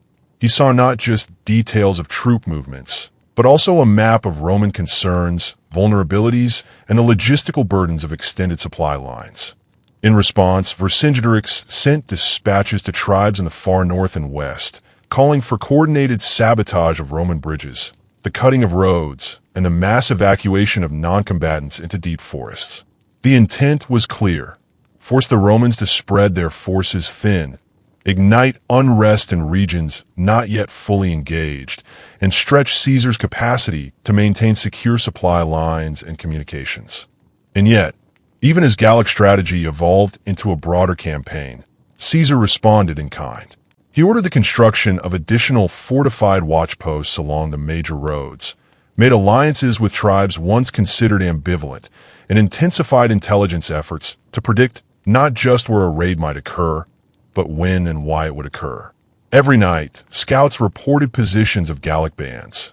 Every dawn, engineers distributed reinforcements based on analyzed patterns. The war, originally sparked by Vercingetorix's unified call to arms and ignited by the fall of Avaricum, now spread in waves that touched every corner of Gaul. The rolling hills echoed with distant shouts. Rivers carried news downstream to villages untouched by battle but stirred by rumor. Traders who once passed freely now traveled guarded by armed escorts. The fabric of daily life had been ripped and rewoven into a tapestry of war, a tapestry painted with sweat, blood, hardship, courage, fear, and the raw surge of collective passion. In Gaul's northern forests near the Belgic lands, remnants of tribes who had fought Caesar earlier in the war now watched the conflict unfold with cautious interest. Some remembered the discipline of Roman legions from past battles and were hesitant to rejoin the fight. Others, stirred by news of the Avaricum tragedy and the audacity of Vercingetorix's resistance, felt a rekindled desire to oppose Rome's expanding dominion. These varied impulses meant that Gaul's destiny was no longer a simple matter of battlefield conquest. It was now an ongoing struggle for hearts, minds, and loyalties across a sprawling, fractured, yet increasingly united land. And yet, through it all, through skirmish, siege, negotiation, betrayal, and alliance, one truth endured across both armies and tribal councils. This war was no longer simply about territory or conquest. It had become a conflict of identities, a contest of wills between the Republic's disciplined might and a people determined to remain unbowed. Every campfire, every whispered council discussion, every march through forest and fen carried with it the weight of a future yet unwritten. As winter's chill began to deepen, both Caesar and Vercingetorix recognized that the campaigns of the coming seasons would define not merely the outcome of this war, but the future of Gaul and, in all likelihood, the destiny of Rome itself. Armies must not only march, they must endure. Alliances must not only form, they must hold. And the courage of common warriors and tribal nobles alike would be tested far beyond the walls of Avaricum. In valleys drenched with rain, in forests where shadows turned to enemies, and in councils where fate hung precariously between hope and despair. The long winter that followed the siege of Avaricum settled over Gaul like a gray shroud that smothered the land and tested the endurance of all who remained under arms. Snow crept into the forests and fields, frost glazed the riverbeds, and every breath formed steam clouds that vanished as quickly as it appeared. Soldiers on both sides, Roman and Gallic, felt the chill not only in their bones, but in their spirit, for war in winter was a cruel tutor, teaching patience, survival, and the endless cost of human resolve. For Caesar, winter was not a retreat. It was a season of planning, reinforcing, and preparation. The victories gained and the battles lost in autumn had taught him that Gaul could not be pacified through force alone. The melting of snow in spring would bring fresh skirmishes, new alliances, and the full return of conflict. But the Romans could gain advantage by using winter to reinforce garrisons, secure supply lines, extend roads deeper into Gallic territory, and gather intelligence on every tribe's mood and motive. Warm tents replaced open camps, where was stockpiled in staggering amounts, and legionaries turned their focus inward, drilling with sword and pilum to maintain muscle memory and morale while awaiting spring's inevitable thaw. Caesar stood in his command quarters, a large tent ringed by maps and battered by the wind. He reviewed reports pouring in from scouts spread across the countryside, reports of tribal movements, rumors of Germanic pressure on the eastern flanks, whisperings from the Belgi in the north, and movements of those yet undecided in allegiance. He knew that the coming campaign would demand not only military precision, but diplomatic acuity. For every tribe unified behind Vercingetorix now felt both the hope of resistance and the fear of overwhelming Roman power. Vercingetorix himself used the winter differently, not as a time to idle beside fires and count losses, but as a season to further unify, reorganize, and fortify his coalition. Men who lingered by smoky fires and secluded camps spoke of his presence among them. Strong, persuasive, calm even in hardship, reminding them that adversity forged stronger bonds than victory ever could. He dispatched heralds to tribes on the fringes of his influence, to the Sequani near the eastern forests, to the Achuatuci and Nervii in the north, and even to scattered Belgic clans who had once fought Caesar before but now watched the tides of war with caution. In each case, he spoke not merely of resistance, but of shared destiny, a narrative that drew upon ancient Celtic lore, ancestral pride, and the persistent belief that Gaul need not surrender its soul to Rome's expanding dominion. And yet, as winter deepened, Another threat moved ever closer to the Gallic frontier. Rumors reached both camps that Germanic tribes from beyond the Rhine were not merely content to watch Gaul's turmoil from afar. They were preparing incursions of their own. Led by powerful warrior kings whose names carried terror beyond the river's flow, these tribes sought not just plunder, but permanent settlement in lands richer than their own. Border villages near the forest edges spoke of long columns of warriors moving like storm clouds, slaying livestock and seeding fear with every step. Caesar watched these developments with keen interest. An enemy of his enemy might be a useful distraction or a catastrophic new front. He doubled the strength of eastern garrisons, dispatched cavalry units to monitor Germanic movements, and encouraged tribal allies like the Remi to cooperate in reporting signs of unusual activity. Ancient forests echoed with the sounds of hooves and the crackle of watchfires as both Romans and Gauls scrambled to prepare not only for renewed conflict with each other, but for the possibility of conflagration with peoples whose lifestyle was forged in migration and ferocity. As spring approached, the ice along the riverbanks melted into a sluggish tide. Rivers swelled with runoff, and the boots of soldiers once more sank in a thawed earth. The winds carried the smell of warming soil, and with it came the scent of fresh battles to come. Caesar issued orders for renewed marches. Detachments were assigned to strategic positions. Siege engines were inspected for transport, and each legion was given new marching rations sufficient for weeks of campaigning before supply lines would have to be engaged. Vercingetorix, too, readied his forces for the season of war. Tales of skirmishes and patrol clashes circulated through the forests and woodlands, and though winter's scar had not fully healed, the fires of resistance flared greater than they had the previous autumn. The young Arvernian leader rode between fortified positions, addressing bands of warriors with fiery speeches that invoked not only vengeance for Avaricum's fall, but the solemn duty to preserve Gaulish freedom for future generations. His charisma was such that even tribes once ambivalent stood ready to pledge their spears to his cause, weaving together a network of alliance unlike any Gaul had seen since the age of ancestral myth. It was in the early days of April that the first significant clash of the new campaign erupted near the river Sequana, where a Roman patrol moving toward a fortified supply depot encountered a concentrated Gallic ambush. The battle raged along a muddy riverbank. Spear clashed with gladius, and blood mingled with the thaw, but enough Roman discipline held that the legionaries managed to form a disciplined shield wall and repulse several waves of Gallic assault long enough for reinforcements to arrive. When the dust settled and the rivers ran red with the evidence of conflict, both sides knew that this was more than scouting skirmish.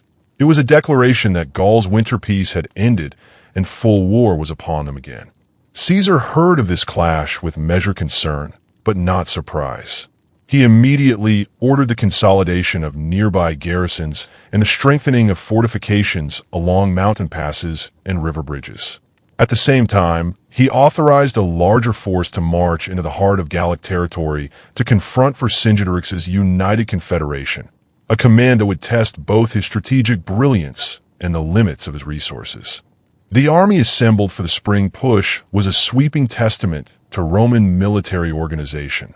10 legions arrayed with auxiliary cavalry, light infantry arbiters familiar with forested terrain, and engineering cohorts capable of rapid fortification or bridge construction wherever the march directed them. Standard bearers flanked each cohort, signaling order and cohesion. The disciplined ranks moved with precise cadence, knowing that the next months would define whether Rome's dominion in Gaul remained secure or face collapse under unified native resistance. Meanwhile, Vercingetorix convened a grand council in a broad meadow shaded by jagged hills, a location chosen not merely for its strategic centrality, but for its symbolism, broad enough to house representatives from every major tribe, and open enough to secure rapid deployment in any direction. Around a vast bonfire, tribal chieftains and elders gathered in a ring of leather, iron, and woven cloth, each bearing the scars of winter hardship and the steadfast gleam of unbroken will. In that council, Vercingetorix laid out a plan that was as daring as it was dangerous: to draw Roman forces deep into Gaul, stretching their supply lines, then to sever them with coordinated strikes from multiple directions. Cavalry units would conduct rapid assaults on Roman columns. Skirmishers would harry the flanks and rear, and once isolated, entire Roman detachments would face concentrated opposition from swelling tribal forces. To many chieftains, this strategy was a gamble, one that risked devastating loss if Roman discipline held firm. But to others, it was the first plan that offered the possibility of turning the tide of war itself. Caesar, in his own council of war, heard reports of this Gallic gathering with a mix of admiration and caution. He recognized Vercingetorix's tactical audacity, a leader not merely content to fight in pitched battles, but one who sought to exploit terrain, morale, and coordination among disparate peoples. And he knew that countering such strategy would require not just strength, but unmatched discipline, timing, and psychological acumen. Thus, the two powers, Roman and Gallic, advanced toward an inevitable collision deeper into Gaul's heartland. Each step resounding with the thunder of marching boots, the crackle of hidden war drums, and the sense that destiny itself watched every move. The next engagement unfolded near a narrow gorge flanked by thick woodlands and ancient cliffs, a place where the earth itself seemed to funnel armies into strategic bottlenecks. Vercingetorix had selected this terrain not at random, but with shrewd calculation. Roman legions, long columns marching in formation, would be constrained here, unable to deploy fully, while Gallic scouts familiar with covert trails could maneuver freely, striking at precisely chosen moments. Caesar's advance guard entered the gorge at mid-morning, the sun slicing through wooded branches, illuminating mist that clung to river spray. The Roman standard was raised confidently, but every legionary understood the danger of constrained terrain. Infantry packed tightly between walls of stone were ideal targets for javelin and sling. Scouts ahead reported unusual quiet. No bird calls, no peasant movement. Only the eerie hush that presaged conflict born not of chance, but of design. It began with a sudden volley, not from one front, but from concealed positions high above on rocky outcroppings.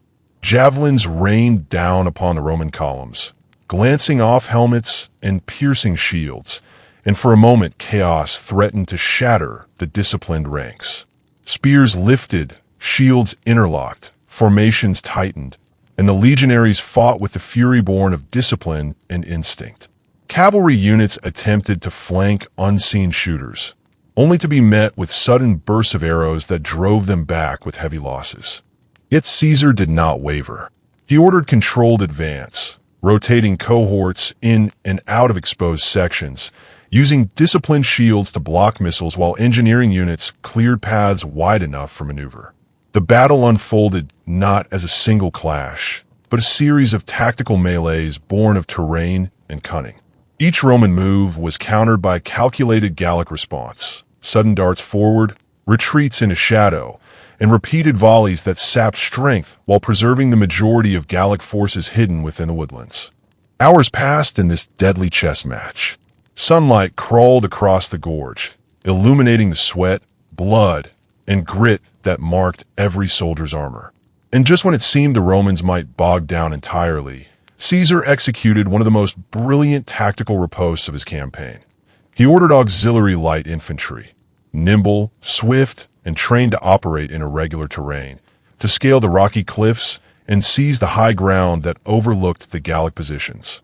Surprised and outflanked, certain Gallic contingents broke ranks, their formations dissolving in the confusion that followed. Vercingetorix, observing from a rise beyond the trees, recognized that this clash would not yield outright victory for his forces. Yet he also understood that every day Rome was slowed, every contingent disrupted, was a day gained for Gaul's wider resistance. He ordered a disciplined withdrawal toward fortified positions deeper in Gaul, preserving his forces rather than sacrificing them in futile stubbornness. The Romans claimed the field by late afternoon, but the day's cost in cohesion and morale had been steep, and it revealed to Caesar the depth of Gaulish resolve, their mastery of terrain, and the need for ever-sharper tactics. The war continued not as a single campaign, nor as a linear conquest, but as a prolonged test of strength, strategy, patience, and endurance. Tribes continually rallied, faltered, realigned, and rose again under banners renewed by both desperation and belief.